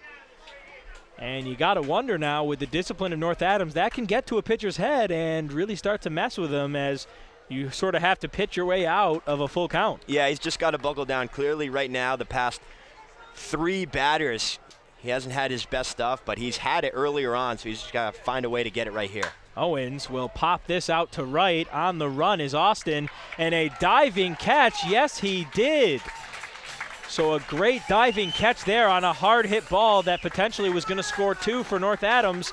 A great play from Austin will hold this game to a 6-0 lead. We welcome you back to Cardines Field after a brief message. Listen up, fans. You, our loyal fans, will be selecting 2 players to this year's All-Star Game. Beginning on Monday, July 23rd, fans will be able to vote for the final All-Star for each of the North and South Division teams. The player from each division with the most votes will be named to the NECBL All-Star Team. This year's All-Star Game is being played at the home of the Valley Blue Sox on Sunday, July 29th. Fan voting will take place online at vote18.necbl.com beginning on Monday, July 23rd.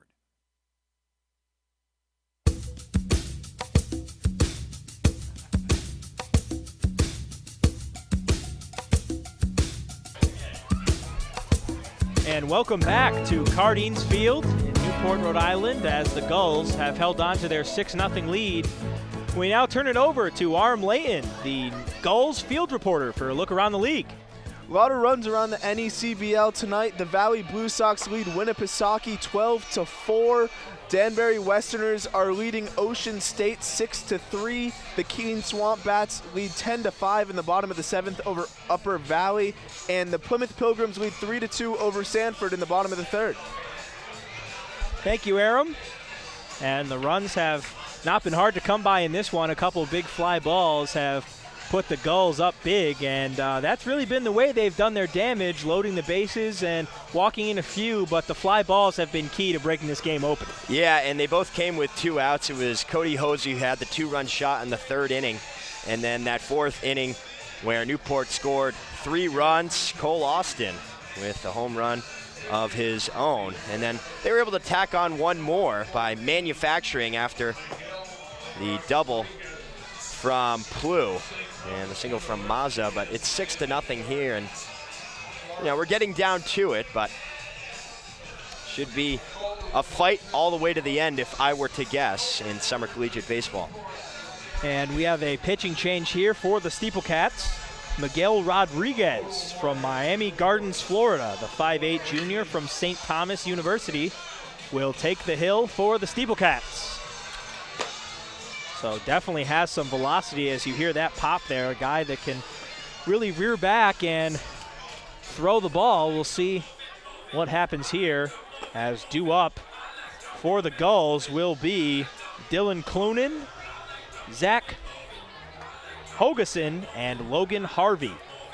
With some guys that have hopped all over baseballs, not the meat of the lineup you'd like to come in and see as a reliever. Yeah, the heart of this Newport lineup, but really everybody for the Gulls so far this season has been hitting the ball very well, and it's made it very difficult for opposing pitchers, especially opposing bullpens. Once Newport has been able to get into the relief pitchers, they have been able to put more runs on the board.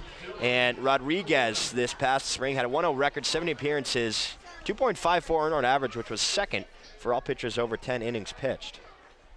So Rodriguez's first delivery is high and outside for a ball. And as you mentioned, the depth of this Gulls roster, 1 through 9 really ain't getting it done, not relying on anyone.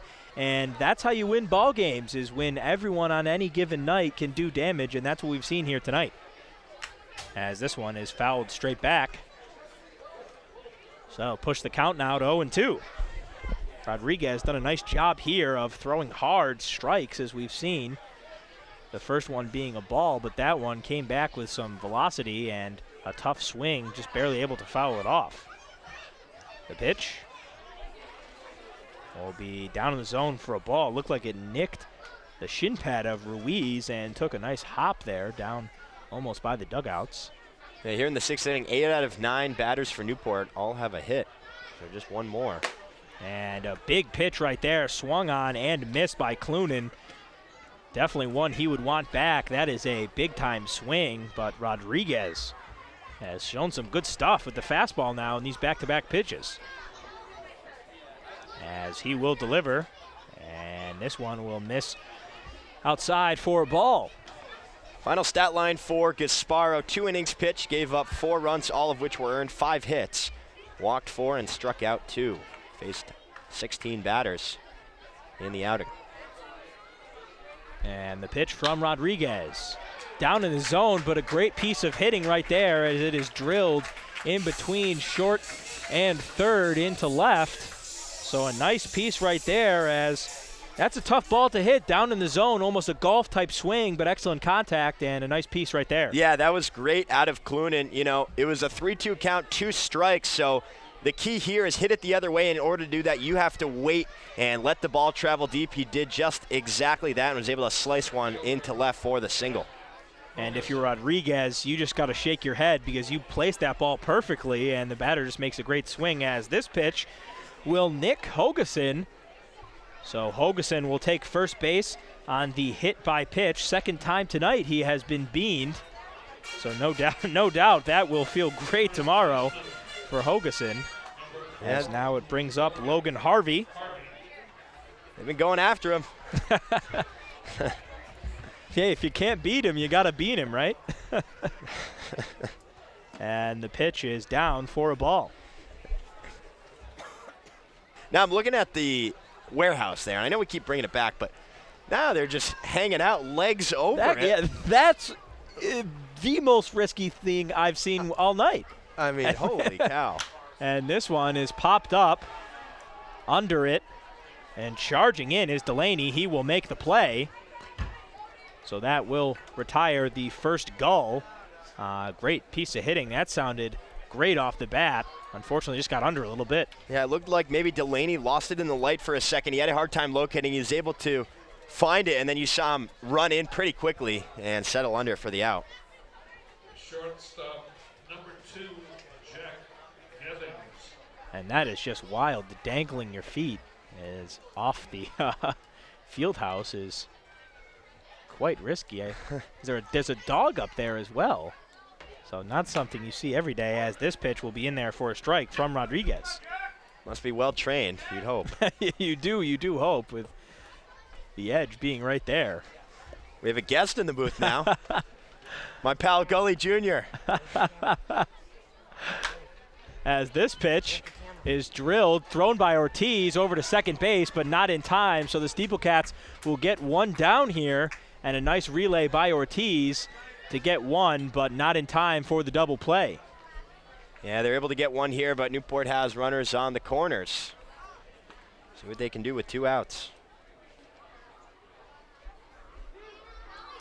And this brings up the catcher, number 5, John Mazza, has had a busy plate, a busy day, both from the plate and behind the plate, as we see. We've seen him make some plays. There's nothing like a bottom of the 6th inning massage from Gully Jr. From the mascot there. You got to love it, as this one is skied to left. Charging in is Delaney, and he will make the play. But tagging to score will be a goal, so. I think it actually dropped it did right fall in front there. of him. It dropped in. He kind of misread it again. It was sinking quickly. And first step back like you're told to do, but it dropped right in front of him. It's tough with those lights, too, on the left side there. You see those lights coming from, it's not just when you look up and see them, they're almost coming from the side.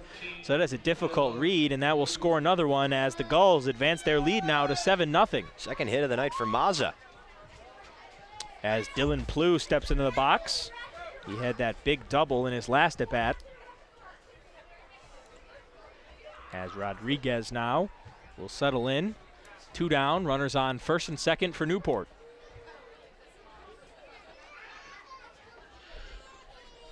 As, the hospitality is fantastic as I get a much needed massage. As Rodriguez's pitch is in there for a strike. You know, all the perks up here. All the perks. Look at this. Pulling out all the stops. You can't beat this, folks. If the mascot business doesn't work out, you have a future in the massage industry. So, as that pitch is outside for a ball. So Rodriguez now, a couple location issues the last couple batters, but has done a fantastic job of keeping things in the strike zone. Not giving these Gulls anything nice to hit, as this pitch will catch the outside corner for a strike.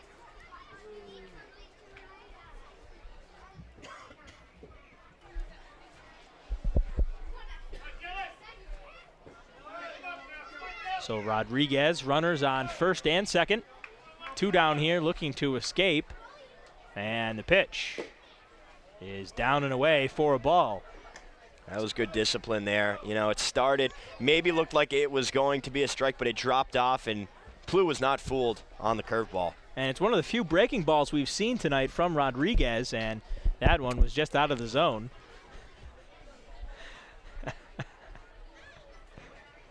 And the pitch from Rodriguez is down in the zone, blocked by Ruiz, but that will walk Plew. Walking the bases full now, so runners on first, second, and third. 2 down will bring Cole Austin to the plate, and Austin has had a busy night. We've seen him double in his second at-bat, and he had that long fly that broke open the game early for the Gulls.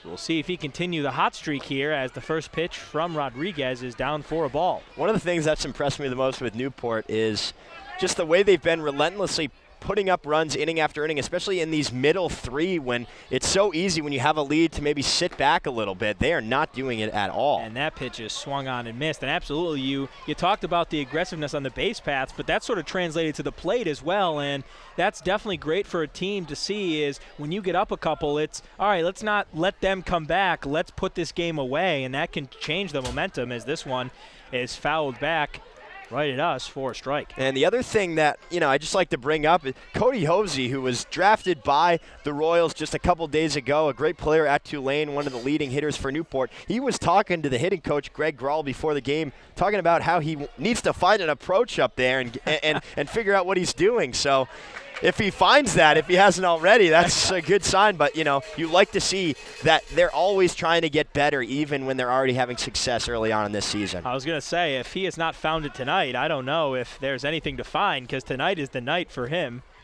as Rodriguez will deliver the pitch. Swung on and missed, so Rodriguez escapes a potentially big inning right there with another fantastic fastball. We've seen him go to that a couple times for the putout. He does again right there. Newport extends their lead to 7-0 now. We will welcome you back to Cardines Field after a short break. The 25th Annual New England League All-Star Game will be hosted by our very own Valley Blue Sox on Sunday, July 29th. Join the NECBL's best as they take to the diamond in front of scouts from every MLB organization at Mackenzie Stadium in Holyoke, Massachusetts. Visit asg18.necbl.com for more information. Sunday, July 29th, it's the New England Collegiate Baseball League's All-Star Game at Mackenzie Stadium in Holyoke, Massachusetts. Join all 13 NECBL teams, including this year's hosts, the Valley Blue Sox, for a night of baseball action that can't be missed. The always exciting skills competition and home run derby start in the early afternoon with game time set for 5:10. For more information about July 29th's All-Star Game or the New England Collegiate Baseball League, visit www.necbl.com.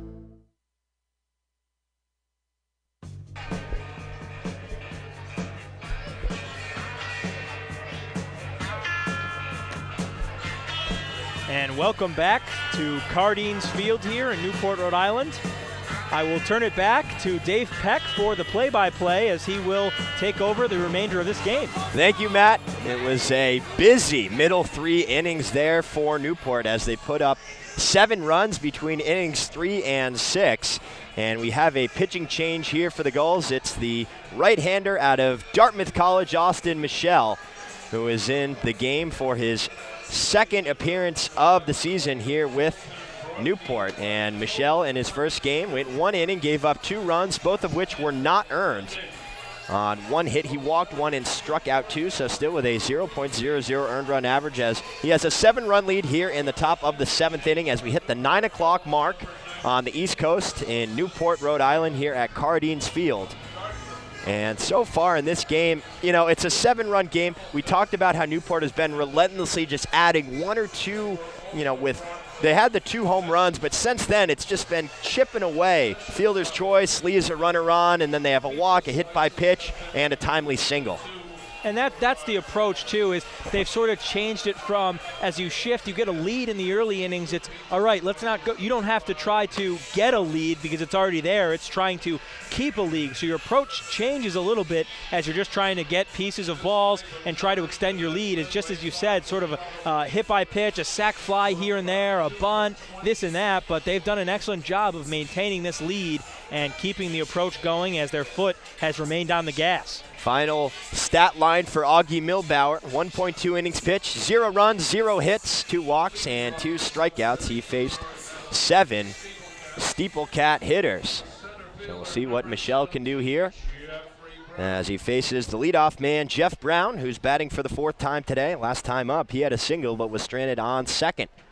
First pitch from Michelle, line drive into left center field, giving chases to is Clunan, and he's able to cut it off. Nice job. Jeffrey Brown, but it's going to be a close play at second, and he is safe. So he hustled there after Clunan was able to cut it off. But it was a close play, and Brown is on with his 2nd hit of the game. and this one is a leadoff double. We talked about his speed, and that's a perfect example right there.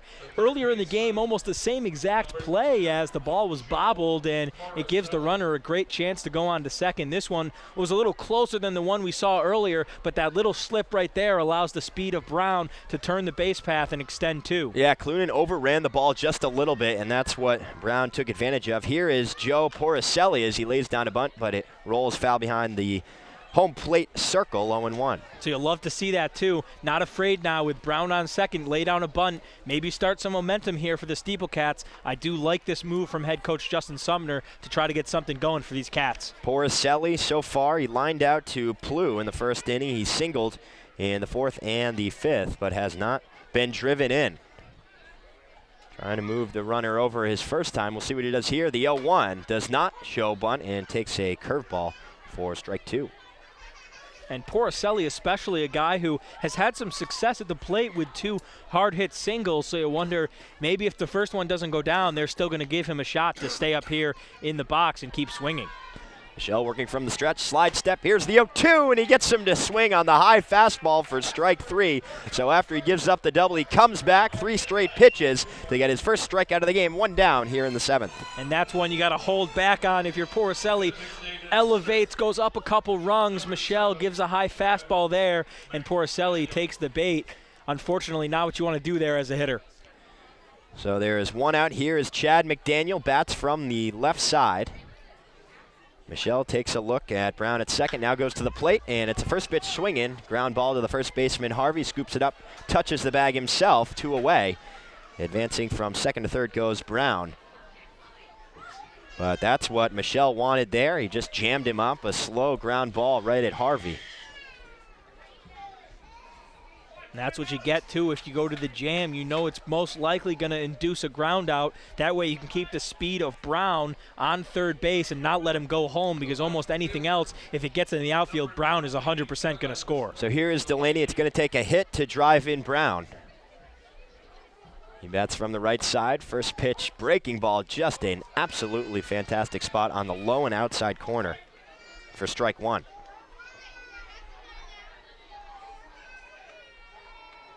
Takes a look in. Gets the sign from Mazza, now sets the glove at the chest. Here's the slide step, another curveball. That one drops in as well, 0-2. And that one was on an absolute string right there. The big sweeping curve. Delaney thinks it's going to come in the batter's box, and next thing you know, takes a sharp turn and drops perfectly in for a strike. Michelle had a 3.38 earned run average. That was first for all Big Green pitchers this past spring.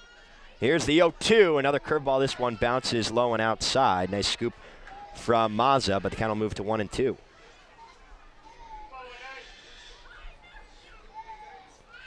Brown led off this inning with that double. Cut off by Clunan, overran a little bit, slipped, and Brown took advantage of it, similar to how Austin did for the Gulls back in the third inning. Here's the 1-2, ground ball. One hopper dives as Gething. He gets up and makes the throw across the diamond to retire the side. What a play by the Fairfield Stag to keep the North Adams SteepleCats off the board. Nice job from Michelle. We'll head to the bottom of the 7th inning, still 7-0 Newport on top. You're listening and watching Newport Gulls baseball right here on the NECBL Broadcast Network. The 2018 season marks the 25th season of the New England League. Founded a quarter of a century ago, the New England League has distinguished itself by offering a summer collegiate baseball experience unlike any other. The New England League has long prided itself on its ability to transcend communities with the region's love of baseball, a common denominator in all walks of life, combined with some of the nation's elite up-and-coming prospects who share one common goal. Together, we all make baseball and our communities better thanks to a passionate fan base and the dedication of each of our member franchises, from host families to volunteers to front offices and everyone in between. Thank you, fans, for 25 amazing years of the New England League, and here's to many, many more. NCTV 18 Newport County, the World Wide Web, and on DVD. This is Newport Gulls Baseball on the NECBL Broadcast Network.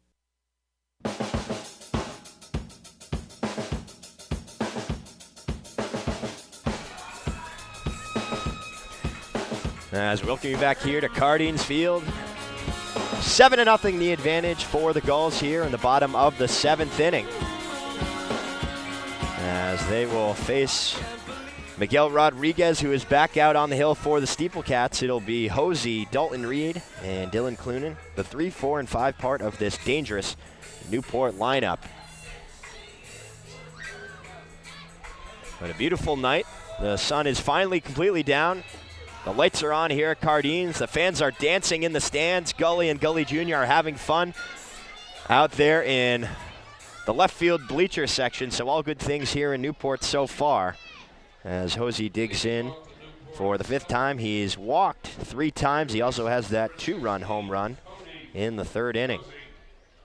And we've seen Rodriguez really start early here with fastballs, as he does again right there. He's stayed attacking. Even though you're down in this game, that doesn't change your mentality as a pitcher. You still got to be aggressive. Yeah, you still got to go after him. It's nice to get ahead 0-1 right here on Hosey, but the home run did come on an 0-2 pitch. As he swings through that one. Now no balls and 2 strikes. Hosey steps out, takes a deep breath, now adjusts his helmet, digs back in.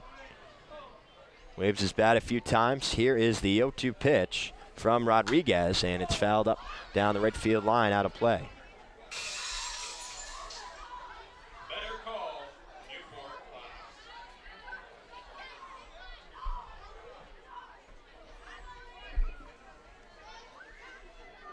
Here's the 0-2 again. This curveball skips in the dirt, right in that left-handed batter's box. So 1 ball and 2 strikes here to Hosey from Tulane University.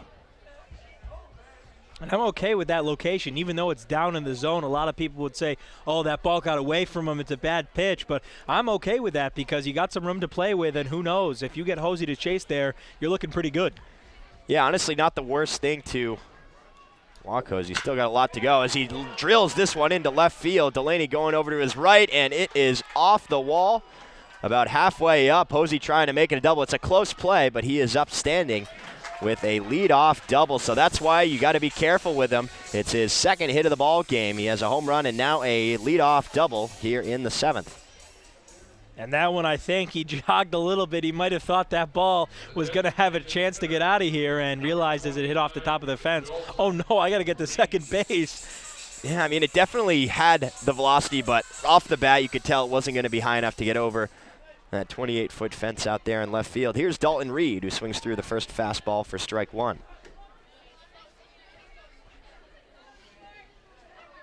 Reed grounded out to Ortiz at first. He singled in the 3rd, walked in the 4th, and struck out looking his last time up in the 5th inning.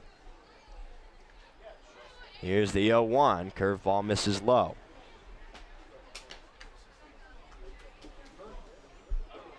And we'll see now if Rodriguez can make an adjustment after Hosey got a big piece of his last at-bat, so you wonder now if he goes back to the same spot where he's been comfortable pitching down in the zone or if he elevates here. Here's the 1-1 inside curveball. He got Reed to go around on a nice pitch. Kind of hand-tied him, but the count will move to 1 ball and 2 strikes here on Reed.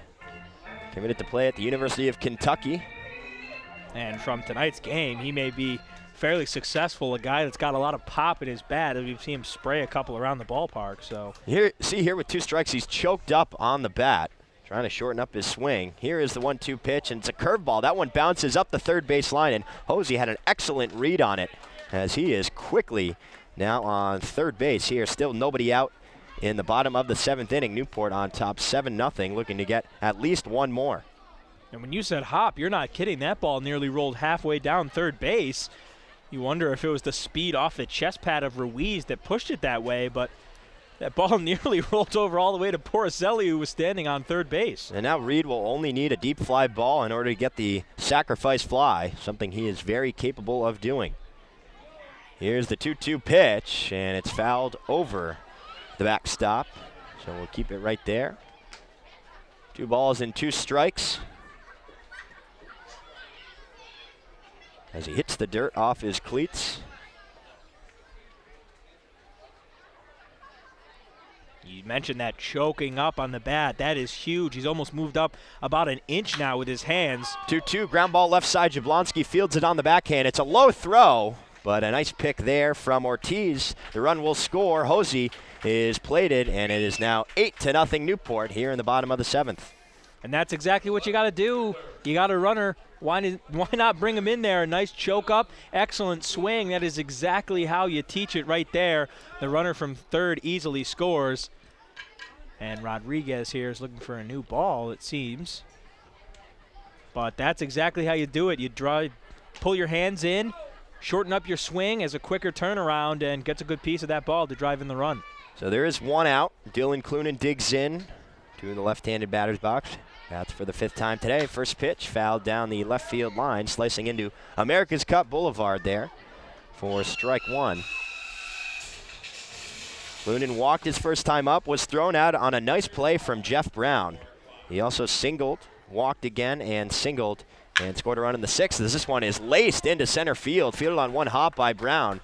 But it's another hit, a single for Clunan. And Newport continues to roll here with one out. And that one just sounded good. That's exactly what you want. Quick swing right off the sweet spot of the bat.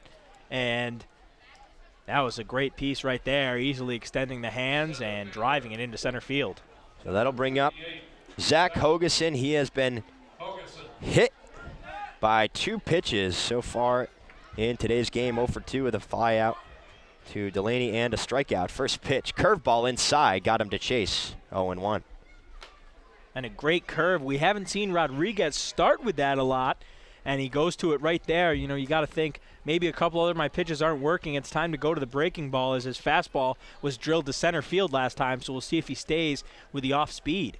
Here's the 0-1. This one is grounded into the dugouts, and it skips up and into one of the dugouts, but it's now no balls and 2 strikes here.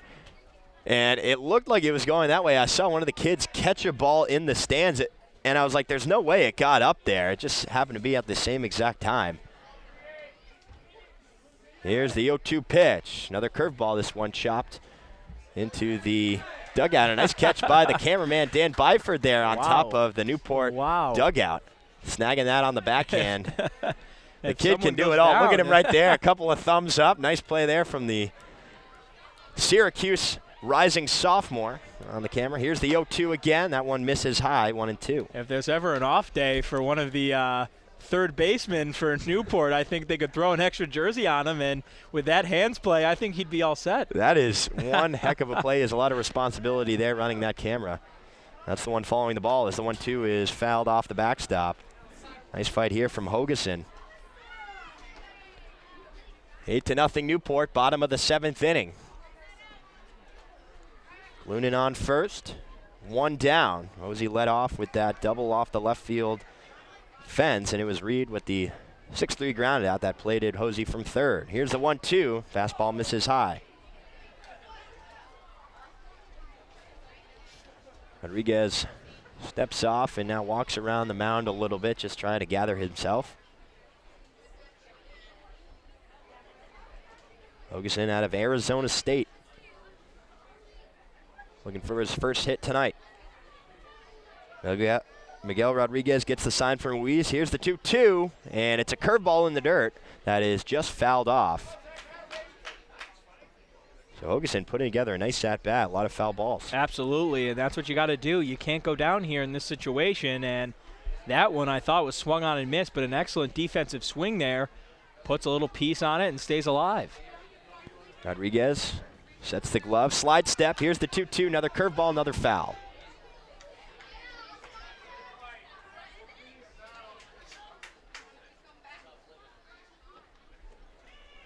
Infield is at double play depth, just 1 down.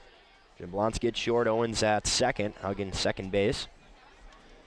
Rodriguez, as we mentioned, from Miami Gardens, Florida, he's pitching with sleeves out there, so you can definitely know that this weather is not his friend right now. 2-2 popped up left side. Third baseman Porcelli is able to make the play. 2 gone. Looked like he was covering the light or something with his glove. Yeah, and that's a lot of, it's either with the hand or with the glove, and the one problem with the glove, though, is if you're covering the light and you don't find the ball, there's nothing to make a catch with, but a great play right there from Porcelli, clearly used to the lights, and makes a great catch. Nice job now, 2 down. Clunan still on first. Here's Logan Harvey. Harvey had the sack bunt, singled and scored in the fourth, flew out to right field and flew out to left field. As he takes the first pitch fastball high and inside, 1-0. And now Ruiz wants to talk things over with Rodriguez. Rodriguez has thrown in this game 36 pitches. And he looks like he's signaling for the first baseman to come over. Now the home plate umpire Joe Gravino will come out as well. You almost wonder if I saw earlier what happened was Rodriguez, when he got the ball, he was like clenching his fist. And I noticed it 2 times. He was sort of stretching his fingers, and you wonder if it looks like something's not right as head coach Justin Sumner will wave to the bullpen. And interesting to see. It didn't really seem like anything was up besides that little hand twitch, and you hope he's okay. So that will be the day for Rodriguez. We'll get you the new pitcher and Rodriguez's final stat line as it comes in. Don't go anywhere. You're listening to Newport Gulls Baseball here on the NECBL Broadcast Network. Listen up, fans. You, our loyal fans, will be selecting 2 players to this year's All-Star Game. Beginning on Monday, July 23rd, fans will be able to vote for the final All-Star for each of the North and South Division teams. The player from each division with the most votes will be named to the NECBL All-Star Team. This year's All-Star Game is being played at the home of the Valley Blue Sox on Sunday, July 29th. Fan voting will take place online at vote18.necbl.com beginning on Monday, July 23rd. The 2018 season marks the 25th season of the New England League. Founded a quarter of a century ago, the New England League has distinguished itself by offering a summer collegiate baseball experience unlike any other. The New England League has long prided itself on its ability to transcend communities with the region's love of baseball, a common denominator in all walks of life, combined with some of the nation's elite up-and-coming prospects who share one common goal. Together, we all make baseball and our communities better thanks to a passionate fan base and the dedication of each of our member franchises, from host families to volunteers to front offices and everyone in between. Thank you, fans, for 25 amazing years of the New England League, and here's to many, many more.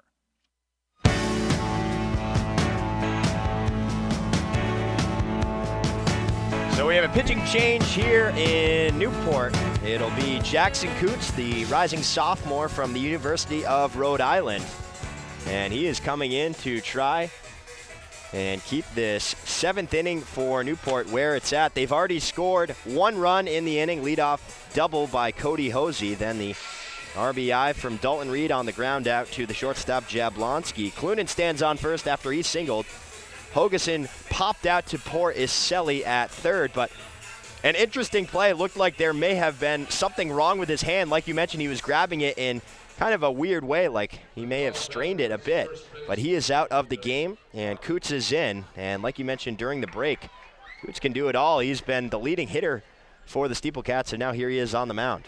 A guy who, on the mound, too, sort of uses the same discipline as he does at the plate. A guy who really has great velocity, throws like that downhill angle, and can really, as you see there, that pop can really deliver some nice pitches. 1-0 fastball catches the outer black for strike 1. So first pitch he throws is right there. As he works from the stretch, takes the long look into Ruiz, now comes to the set.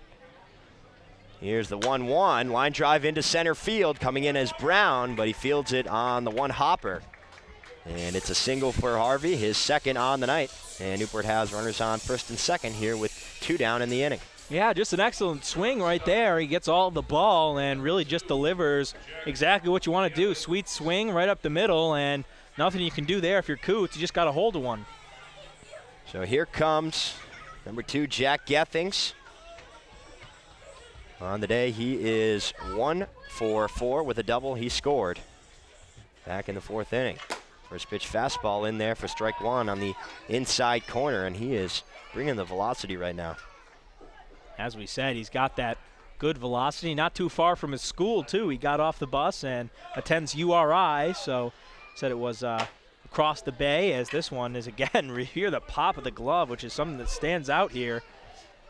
Fastball just missed a little bit high, but yeah, University of Rhode Island, about 45 minutes away, depending on traffic, maybe even 30. As he comes to the set, here's the 1-1, and it's a hot liner into right field. Everybody moves up 90 feet as the throw comes in, but it is Porcelli at third who's able to keep it from getting into trouble. Back-to-back singles now, bases loaded here for Newport. And that's what you get when you're a pitcher who pitches with a lot of velocity. You almost give the batter almost a little bit of juice on the ball if he makes contact. That one, I think, more was Coots actually delivering a velocity swing, you know, so it's actually what happens is the pitcher almost gives the bat speed a little bit better timing, and the ball carries a little farther just because the pitcher's throwing harder. So here is John Mazza. First pitch swinging, popped foul over the press box here behind home plate, 0-1. Mazza has a couple of singles, and he has an RBI single at that. That came back last inning when he drove in Dylan Clunan. Here's the 0-1. Nice breaking ball in there for strike two. And the first one we've seen right there, and very effective. Freezes Mazza at the plate right there and falls in for a strike. 8-0 Newport. Bottom of the seventh inning, 2 down. Clunan on third, Harvey on second, Gethings on first. Coots gets the sign. Slide step, here's the 0-2, and it's fouled down the third base line. He's got some life, does Mazza. Goes back to the breaking ball, and Coots, excellent job right there, exactly what you want to do. You fooled him the last time with it, go back to it, and this time Mazza sort of waiting for it, still in front, and fouls it off. So Mazza's last 2 at-bats, he's jumped on the first pitch, both resulted in a single. Here he finds himself down 0-2, he's got to work. Coots trying to get out of this inning unscathed. Here's the 0-2, and it's a deep fly ball to left field. Delaney going back, but he settles under it and makes the catch to retire the Gulls, but they get one more and now lead it 8-0 here as we head to the top of the 8th inning. Newport leaves the bases loaded, but they have the lead here. As we head to the 8th, you're listening to Newport Gulls Baseball. Don't go anywhere, right here on the NECBL Broadcast Network. The 25th Annual New England League All-Star Game will be hosted by our very own Valley Blue Sox on Sunday, July 29th. Join the NECBL's best as they take to the diamond in front of scouts from every MLB organization at Mackenzie Stadium in Holyoke, Massachusetts. Visit asg18.necbl.com for more information. Hey, Gulls fans, DVDs of all home games are available. To order copies, email broadcast@newportgulls.com. All DVDs include a full pregame show, postgame show, 5 high-quality cameras, and exclusive player interviews. Everything you know and love about Newport Gulls baseball. For more information, email broadcast@newportgulls.com. Don't miss your chance to own a piece of the 2018 Newport Gulls season.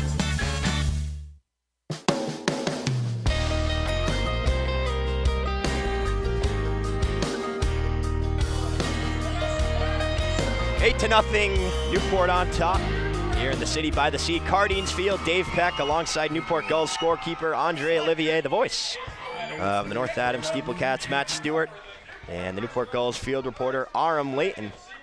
We're here in the top of the 8th. Austin Michelle still out there, entering his second inning of work. This is the first clean inning, or the second rather, that he has as he faces the 5, 6, and 7 part of this North Adams lineup. Tony Ortiz, Kyle Norman, and Jacob Jablonski. Nice shot of the steeple right there. And we were talking a little bit before the game. What is a steeplecat? I have no idea. Is it literally a cat? A cat that is found in a steeple is what I think it breaks down to. Yeah, I think that's a good assessment. If you break it down sort of fundamentally, that's what I would go with. But there were a lot of steeples in North Adams, a couple of which have been recently torn down. But so I think when they were looking for a name, what do we have in North Adams? Steeples, and they found some cats in the steeples. Yeah, maybe is the local high school the Wildcats or something? No, the Devils, so it's completely opposite. It is the opposite. Not a church, but a devil. Okay. Exactly. But they changed their colors from yellow to blue. Exactly, yeah. There's a lot of blue in the community this year, and the change is really worked out. They dropped that black and gold for a sweet, sort of a silvery, dark white and a blue, and the home jerseys are sweet as well, and all white, and the roads with the blue sleeves look very sharp, so it's an exciting move. Here's the 0-1. Nice pitch from Michelle. He's able to get Ortiz to chase in. He's now quickly ahead 0-2 on the first baseman from Mizzou. Hosted the 2017 All-Star Game at Joe Wolf Field. Very nice field there, nice press box. Here's the 0-2 pitch, and it's a fastball just off the outside corner, 1-2. I think Mazza was a little bit surprised that that one missed. He gave a little bit of a look back because I thought that pitch was excellent location for the outside corner, but just missed. Michelle from the windup. Here's the pitch. 1-2 curveball. That one missed as well. And two really close pitches, but the count moves to even. 2 balls and 2 strikes. And Ortiz, I think, thought he was beat on that one, just kind of looked down and didn't hear the strike call, and he remains alive. Break even offering. Check swing. Did he go? No, he did not, said third base umpire Matt Hensel. So up 0-2 early. 2 very close pitches called a ball. And now a check swing called. He did not go around. A full count here coming from Michelle. Here's the pitch, and he gets him to swing for strike 3. So after all that, Michelle wins the battle and strikes out Ortiz for out number 1 here in the 8th. Excellent job right there. As we said earlier, it almost becomes a personal battle, and that one was just Michelle saying, all right, I got to go get him now after going down 3-2, and he does an excellent job right there of throwing the payoff pitch. That just shows mental toughness and grit from Michelle as the first pitch to Norman misses off the plate, 1-0.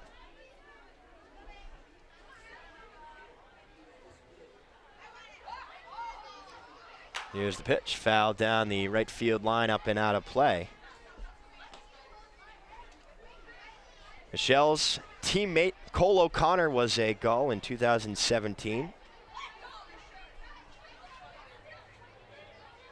Here's the 1-1, nice breaking ball. That one stays up though, and a good take from Norman, 2-1. Nice breaking ball right there. Wonder if it was a little high though. If Norman was expecting that, it might have been hung a little bit, but he got away with it right there, so that's all you can ask.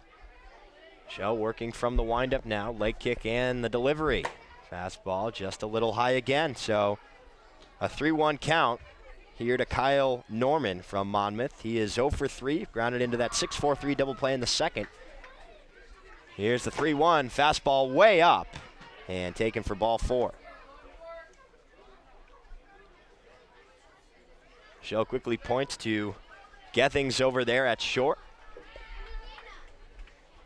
saying, if the ball comes to me, I'm going to you for the double play. And you love that aggressiveness because why not, right? You got nothing to lose here. Let's make a play, and he knows that Norman is a guy who may not necessarily take off and steal a base with his wheels, so you have some time there if you're a pitcher to step, field, and throw over to short and potentially get a huge double play. First pitch to Jablonski, skips in the dirt low, 1-0. Jablonski is 0 for 2 with a walk. Michelle now from the stretch, slide step, the 1-0. That one misses as well. And you saw Mazza right there pumping him up a little bit, just saying, keep doing what you're doing. These are all very close. You're going to get a call. And that's exactly right. We've seen him throw high in the zone and go for that outside corner a couple times in the last at-bat that wasn't called, and Mazza was like, all right, keep doing what you're doing. They're going to call eventually, and if not, eventually the SteepleCats hitters will have to make an adjustment and swing at a couple of these, so the location has been good so far from Michelle. 2-0 is sliced foul down the left field line. Here's the 2-1 coming. Fastball, this one a little high as well, so back-to-back 3-1 counts here for SteepleCat hitters. 1 down, Newport leads at 8-0 here in the top of the 8th inning. 9:31 Eastern time. As Michelle comes to the set, here's the pitch. That fastball is up again, so back-to-back walks from the Dartmouth pitcher. And you see a little smile there from Michelle, knowing that a couple of those might have been strikes, but he's all right. He's going to settle in now as the pitching coach, Kevin Winterwad, will come out. And if I were to guess, he is saying, Austin, you've had great stuff. There have been a couple close calls. Just keep doing what you're doing. Don't change anything. As you see him rubbing up the ball there, trying to get a good grip on it. The entire infield is in, meeting with him. See if there's anybody in the bullpen for Newport. No, there is not, and it does not surprise me because he's been good. He's been sharp. It's just more of a mental, calm down, you're doing great, just keep doing what you're doing. Absolutely, has been good, and when you have good stuff like that that's working, it's sort of just a, okay, I know these will get called eventually type of mindset you have to get into, and I'm sure the pitching coach was saying, look, you're fine, eventually these are going to get called strikes, and he would be out of this inning if just a couple of those had been called strikes after he worked himself in to a tough 3-1 count. So here is Chris Ruiz from St. Thomas Aquinas, bats from the right side. First pitch is in there, called for strike one. So even just for confidence there, he gets a called strike, and now he's up 0-1 on Ruiz. Now he can sort of breathe, and all right, I'm back on track. Same spot as my other pitches were, but that's all right. Now I can sort of attack my strike zone. Comes to the set, slide step, and the delivery. Curveball, this one just off the plate, 1-1. And Mazza again there, pointing the glove, saying that's perfect, nothing you can do there. He knows that the location has been good from Michelle. It's just a matter of not picking up the exact spot in the strike zone that the home plate umpire would like to see. Michelle nods his head, gets the sign from Mazza. Here's the 1-1 pitch. It's a curveball, similar spot. This one is called for strike two. So Michelle not afraid to do exactly the same thing, and he gets the call there. But credit Michelle here. He is working. He's just around the strike zone. Maybe it's Mazza who's been framing it so well. You never know. It very well could be. We've seen him frame a couple nice pitches tonight. 1-2 curveball misses low in the dirt.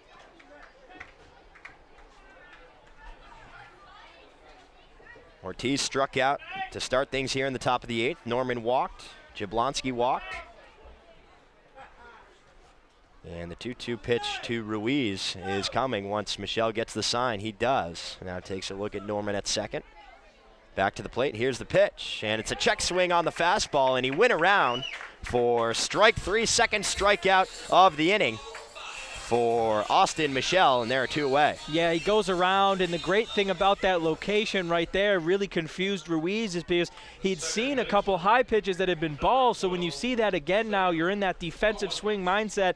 He starts to choke and go after it and realizes it's a ball too late and can't get his bat around. Here's Sam Owens, first pitch swinging, fouls it off the backstop, 0-1. Owens is 0 for 2, popped out to Mazza in the third inning. Walked in the fifth and flew out to Austin out there in right field back in the sixth. Here's the 0-1. That one a nice breaking ball, catches the inside corner, 0-2.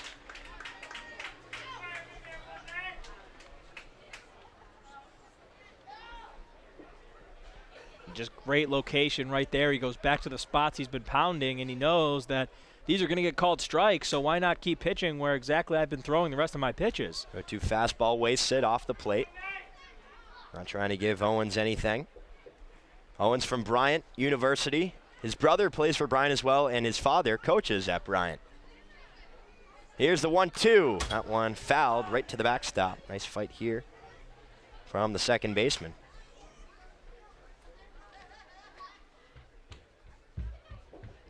Michelle rubs the ball, takes off his glove, now toes the rubber, and takes a look into Mazza.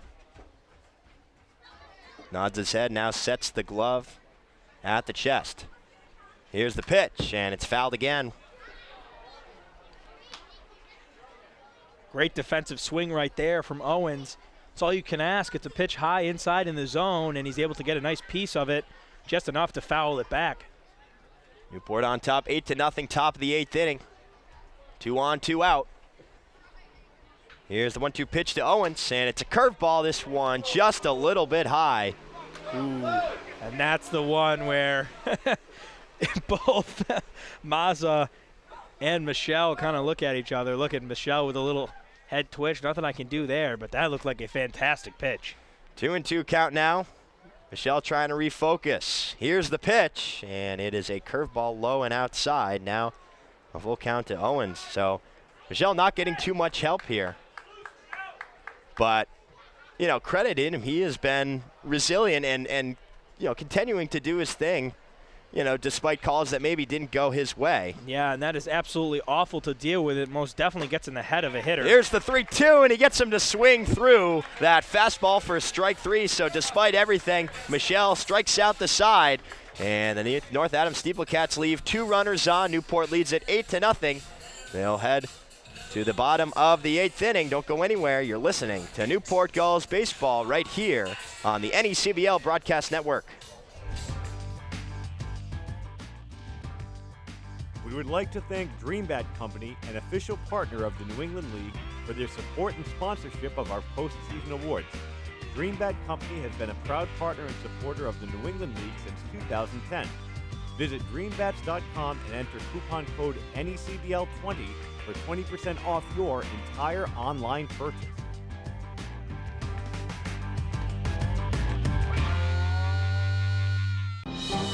Stay tuned. Stats, updated standings, and the exclusive Player of the Game interview just minutes after the final pitch on the Newport Gulls post-game report on the NECBL Broadcast Network.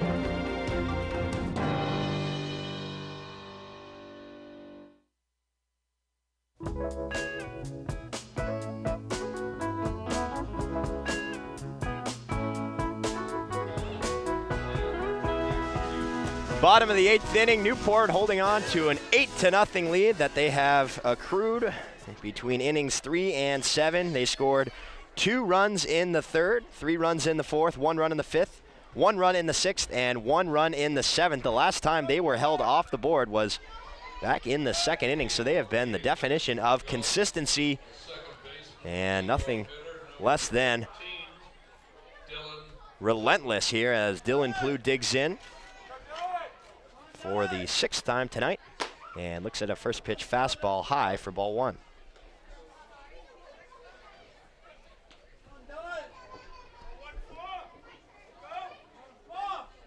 Coots still attacking early with the fastball, as we've seen him do, as the batters he has faced have seen a lot of first pitch fastballs. That's his bread and butter. 1-0 changeup there, misses low. Now 2 balls and no strikes. Blue is 1 for 4 with a double as he laces this one. It's off the glove of Coots, bounces towards the first baseman Ortiz, and it's in fair territory. He's able to tag out Plew for out number 1, so that will go down as a 1-3 putout in the book. And almost a perfect tip, hey? I mean, that rolled right to the first baseman Ortiz, and I don't think that was the plan from Coots, but absolutely it worked, so he won't say a thing. I mean, it's almost like he threw it. You know, you might as well just do that. The new version of the PFP, brought to you by Jackson Coots. There's 1 out here in the bottom of the 8th inning. Here comes Cole Austin. Austin has had himself a day, doubled and scored, had the home run in the 4th. As he looks at ball 1 there from Coots.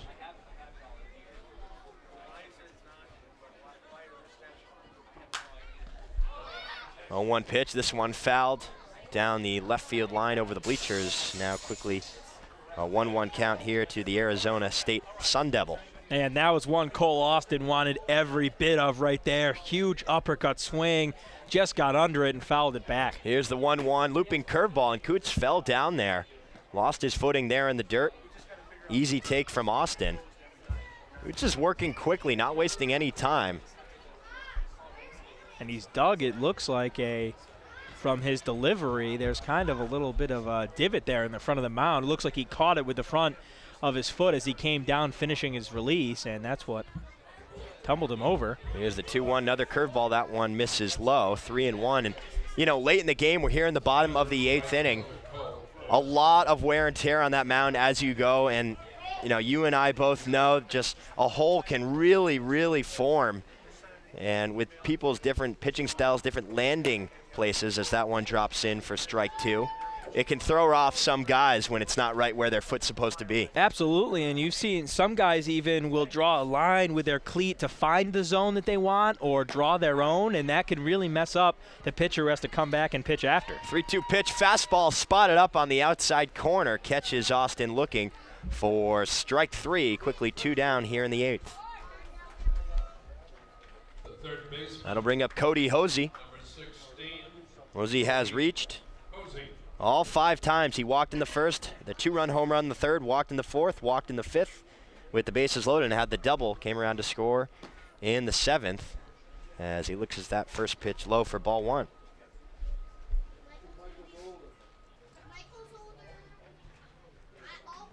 Coots from the windup.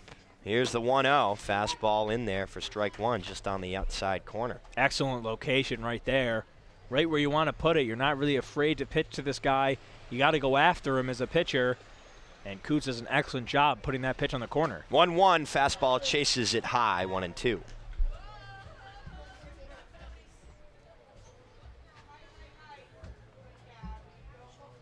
But Hosey has been in this situation before.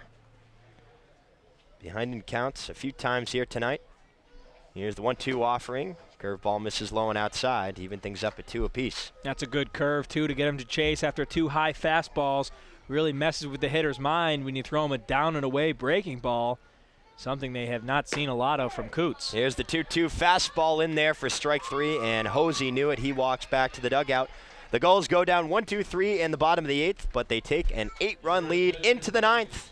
We'll see what the SteepleCats can do. Don't go anywhere. You're listening to Newport Gulls baseball right here on the NECBL Broadcast Network. Sunday, July 29th, it's the New England Collegiate Baseball League's All-Star Game at Mackenzie Stadium in Holyoke, Massachusetts. Join all 13 NECBL teams, including this year's hosts, the Valley Blue Sox, for a night of baseball action that can't be missed. The always exciting skills competition and home run derby start in the early afternoon with game time set for 5:10. For more information about July 29th's All-Star Game or the New England Collegiate Baseball League, visit www.necbl.com. The latest stats, scores, highlights, and player of the game interviews. Tune in after the final pitch of every home game for all of the analysis you need, and listen in live for our exclusive interview with the Newport Gulls player of the game. Only on the Newport Gulls postgame report on the NECBL Broadcast Network.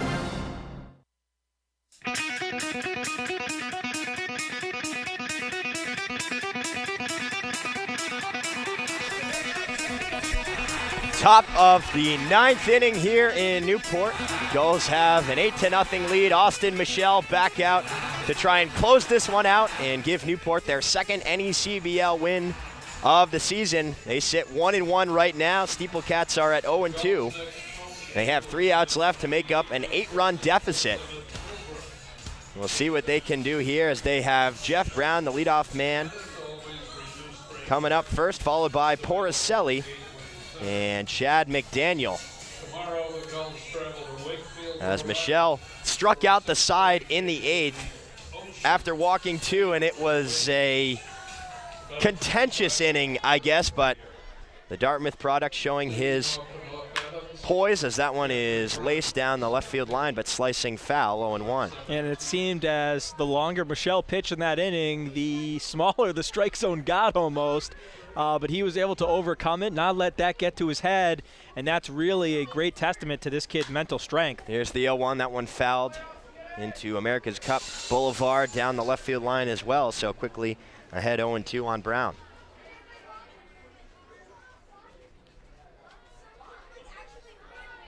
Michelle working from the windup. Long pause. Now starts it. Here's the 0-2, and that's a nasty breaking ball in there. Swung on for strike 3. What a pitch from Michelle. 1 down here in the 9th. And that is absolutely a knee bender right there as Jeffrey Brown went around on it. And that's one of those breaking balls that after you see 2 good fastballs, you kind of got to expect. But even the most disciplined hitter is not going to really expect that much of a break, as we see Michelle really has been phenomenal here with his pitches. So 1 down here in the 9th. Here is Joe Porcelli, who check swings on the first pitch. He went around, said home plate umpire Joe Gravina, and it's 0-1.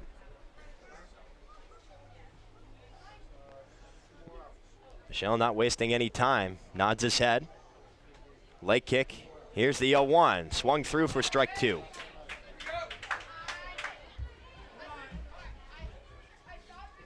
Was up 0-2 on Brown, now is ahead on Porcelli. Here's the pitch. That one is fouled straight to the backstop.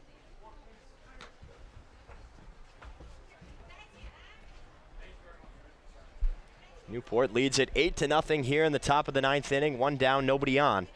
Porcelli, the 2-hole hitter here tonight. Here's the 0-2. There's the breaking ball. Ground ball left side. Gething scoops it up, makes the throw to first. 2 gone. Nice play right there. Even with the speed a little bit from Porcelli, it's kind of one that you'd almost have to rush. But a calm release from Gethins and a great accurate throw to get him in time. So the SteepleCats are down to their final out. It is Chad McDaniel, the number 3 hitter, the designated hitter from Mizzou. As he faces Michelle, here's the pitch. Fastball runs inside, 1-0. And that's rare. I think that's the only one we've seen get away from Michelle. His selection and location has been great up to this point. 1-0, Chopper Gethings fields it on the hop, makes the throw to first, and it is in time. The Newport Gulls win this one. Final score of 8-0. Austin Michelle does a great job in the final innings, closing things out. Newport improves to 2-1 on the season. North Adams falls to 0-3. Don't go anywhere. The Newport Gulls post-game report is up next here on the NECBL Broadcast Network. Sunday, July 29th, it's the New England Collegiate Baseball League's All-Star Game at Mackenzie Stadium in Holyoke, Massachusetts. Join all 13 NECBL teams, including this year's hosts, the Valley Blue Sox, for a night of baseball action that can't be missed. The always exciting skills competition and home run derby start in the early afternoon with game time set for 5:10. For more information about July 29th's All-Star Game or the New England Collegiate Baseball League, visit www.necbl.com. Stay tuned for the Newport Gulls postgame report, next on the NECBL Broadcast Network.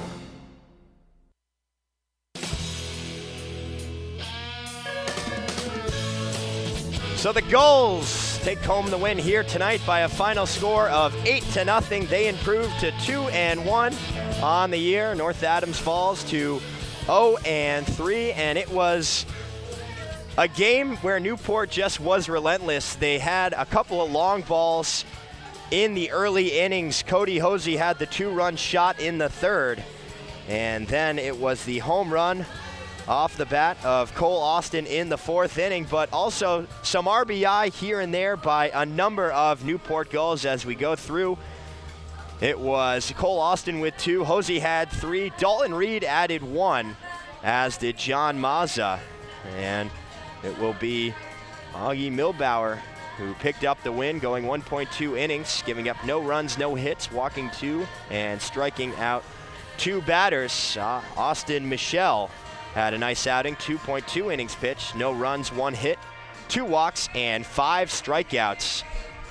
So it's a game where, we talked about things like approach, 2-out hitting, situational hitting, and multiple ways to generate runs, and that was kind of the story tonight for Newport. Absolutely. I mean, it's a different game if they don't tack on 1 every inning, as we saw them do. I mean, they never really put themselves in a position to lose this game, as they just kind of added 1, and honestly, when you have 1 through 9 swinging the bat as well as they did, you're going to tack on some serious runs, and they did an excellent job tonight of swinging hot bats. And that's what happens when you put runners on. And 2-out hitting, as you said, was a big key for them. They did most of their damage with 2 outs, which is something the SteepleCats could not. So a big differential there. And 2 outs can really change a ball game, and it definitely had an impact on this one. Once again, your final score here from Cardines Field, Newport 8, North Adams 0. Well, Matt, it was a lot of fun, very fun game. Awesome working with you.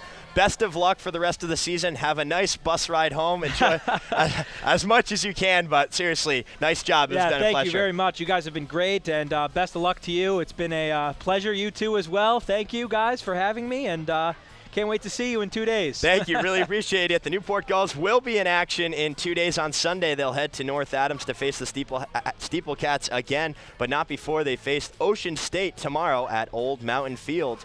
For the post-game report, I will send things over to the Newport Gulls field reporter, Aram Layton, to wrap things up here from the broadcast booth. Aram?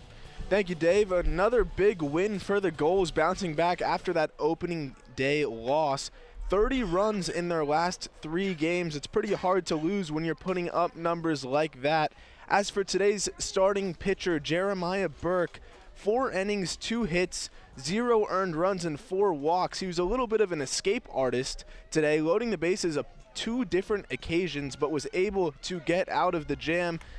Gulls pitchers as a whole kind of were escape artists as well. They kind of took after Jeremiah Burke there with 8 walks as a team. Not something you love to see from the pitching coach of the Gulls, but the Gulls were able to settle in. All the pitchers were able to settle in, get out of the jam, and surrender no runs and finish the game with a shutout, which was very impressive. As for the offense, it was led by Cody Hosey once again, who has had some kind of week. He gets drafted 45 minutes before first pitch on Wednesday, hits 2 home runs 2 days before that to start the season, then hits another home run today. That's 3 home runs on the season, and he was drafted in the 35th round by the Royals.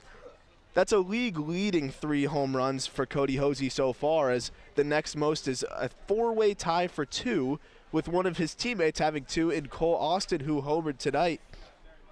Joe, tell me, what did you see from the Gulls offense today?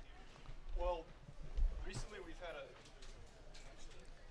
Joe's having a little bit of microphone issues, so I'll keep on going here, but the 8 walks was the most on the year for the Gulls, which makes it kind of interesting to see that the Gulls were still able to shut out the SteepleCats despite having the most walks on the year. What do you attribute that to? Just escaping and luck, or do you think the pitchers were able to really get out of jams? Well, one thing that I noticed, there was a lot of strategic pitching changes at times. We had multiple pitchers coming in this game and still, like you said, ended up having a shutout.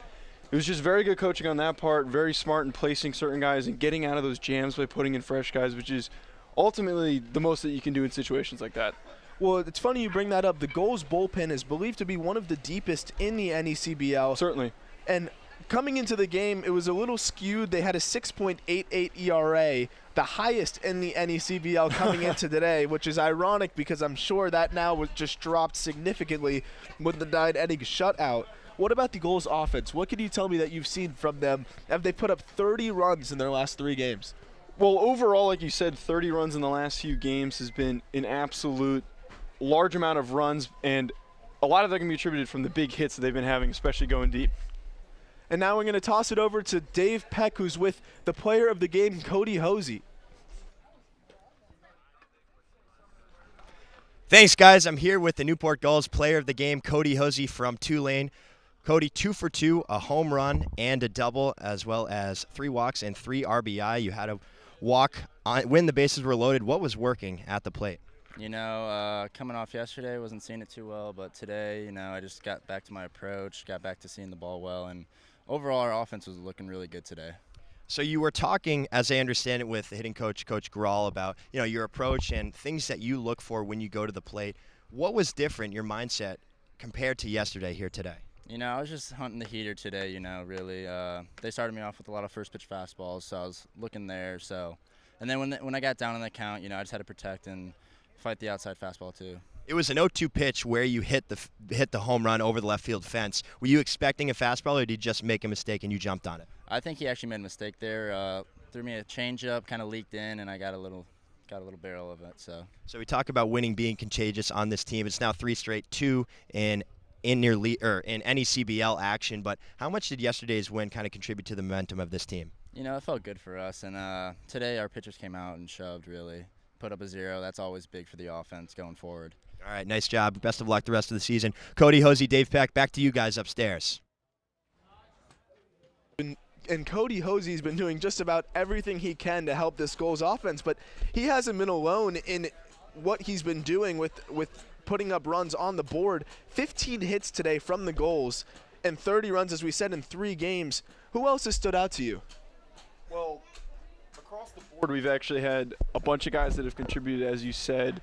As far as today, I actually didn't get a huge chance to look at the stats considering I was manning the camera, but I just think that the big thing here as far as everybody spreading things around was not only are guys getting on base, but guys are getting a lot of deep hits. You got a lot of tall fences here, and it's honestly hard to get over them and get a lot of home runs, but they've been successful in doing so. Well, the great thing about the Gulls is they kind of have the next man up approach, where Dalton Reed had, for his standards, maybe an off day today, only going 1 for 4 with an RBI, as he's been carrying the load most of the time. And then sometimes it's Cole Austin, it's been Cody Hosey. We've seen several different guys step up and come up big. And another thing that the Gulls have done really well is manufacture runs. They've had a lot of runs scored with 2 outs, a lot of clutch 2-out hitting, a lot of situational hitting, and doing a really good job of sacrificing runners over, as we saw Logan Harvey do earlier today. And situational hitting, that's how you win ball games. And I mean, the Gulls won 8-0 today, but when you get to the playoffs and when you get to crunch time, the little things like that are going to be the difference when you're trying to win a ball game. Yeah, building off what you're saying on situational hitting, they're very successful, and I'm curious to see the numbers on it in with runners in scoring position. It seems like every single time they needed a guy on second or third, they were coming home at some point, or at least one of them was in those situations. Well, what's interesting about that is if you come out during batting practice, you can hear Coach Coombs, while the players are taking batting practice, he's shouting out different situations. As the players are about to hit a pitch, he'll say, 1 out, get him in, or 2 outs, drive him in, or bunt him over, and they're going over all of these different scenarios in their head. And yeah, it's a little different because it's just batting practice and the ball's coming in, but it's a different approach, it's a different swing, and it prepares you in the game when you have to have that different approach and swing and try and drive that runner in or drive it up the middle or do something different to get that runner over or in, and it seems to be paying off very well for the Gulls. So for RM Layton, I am with Joe DeLeon. Thank you, Joe, and we are done for the day.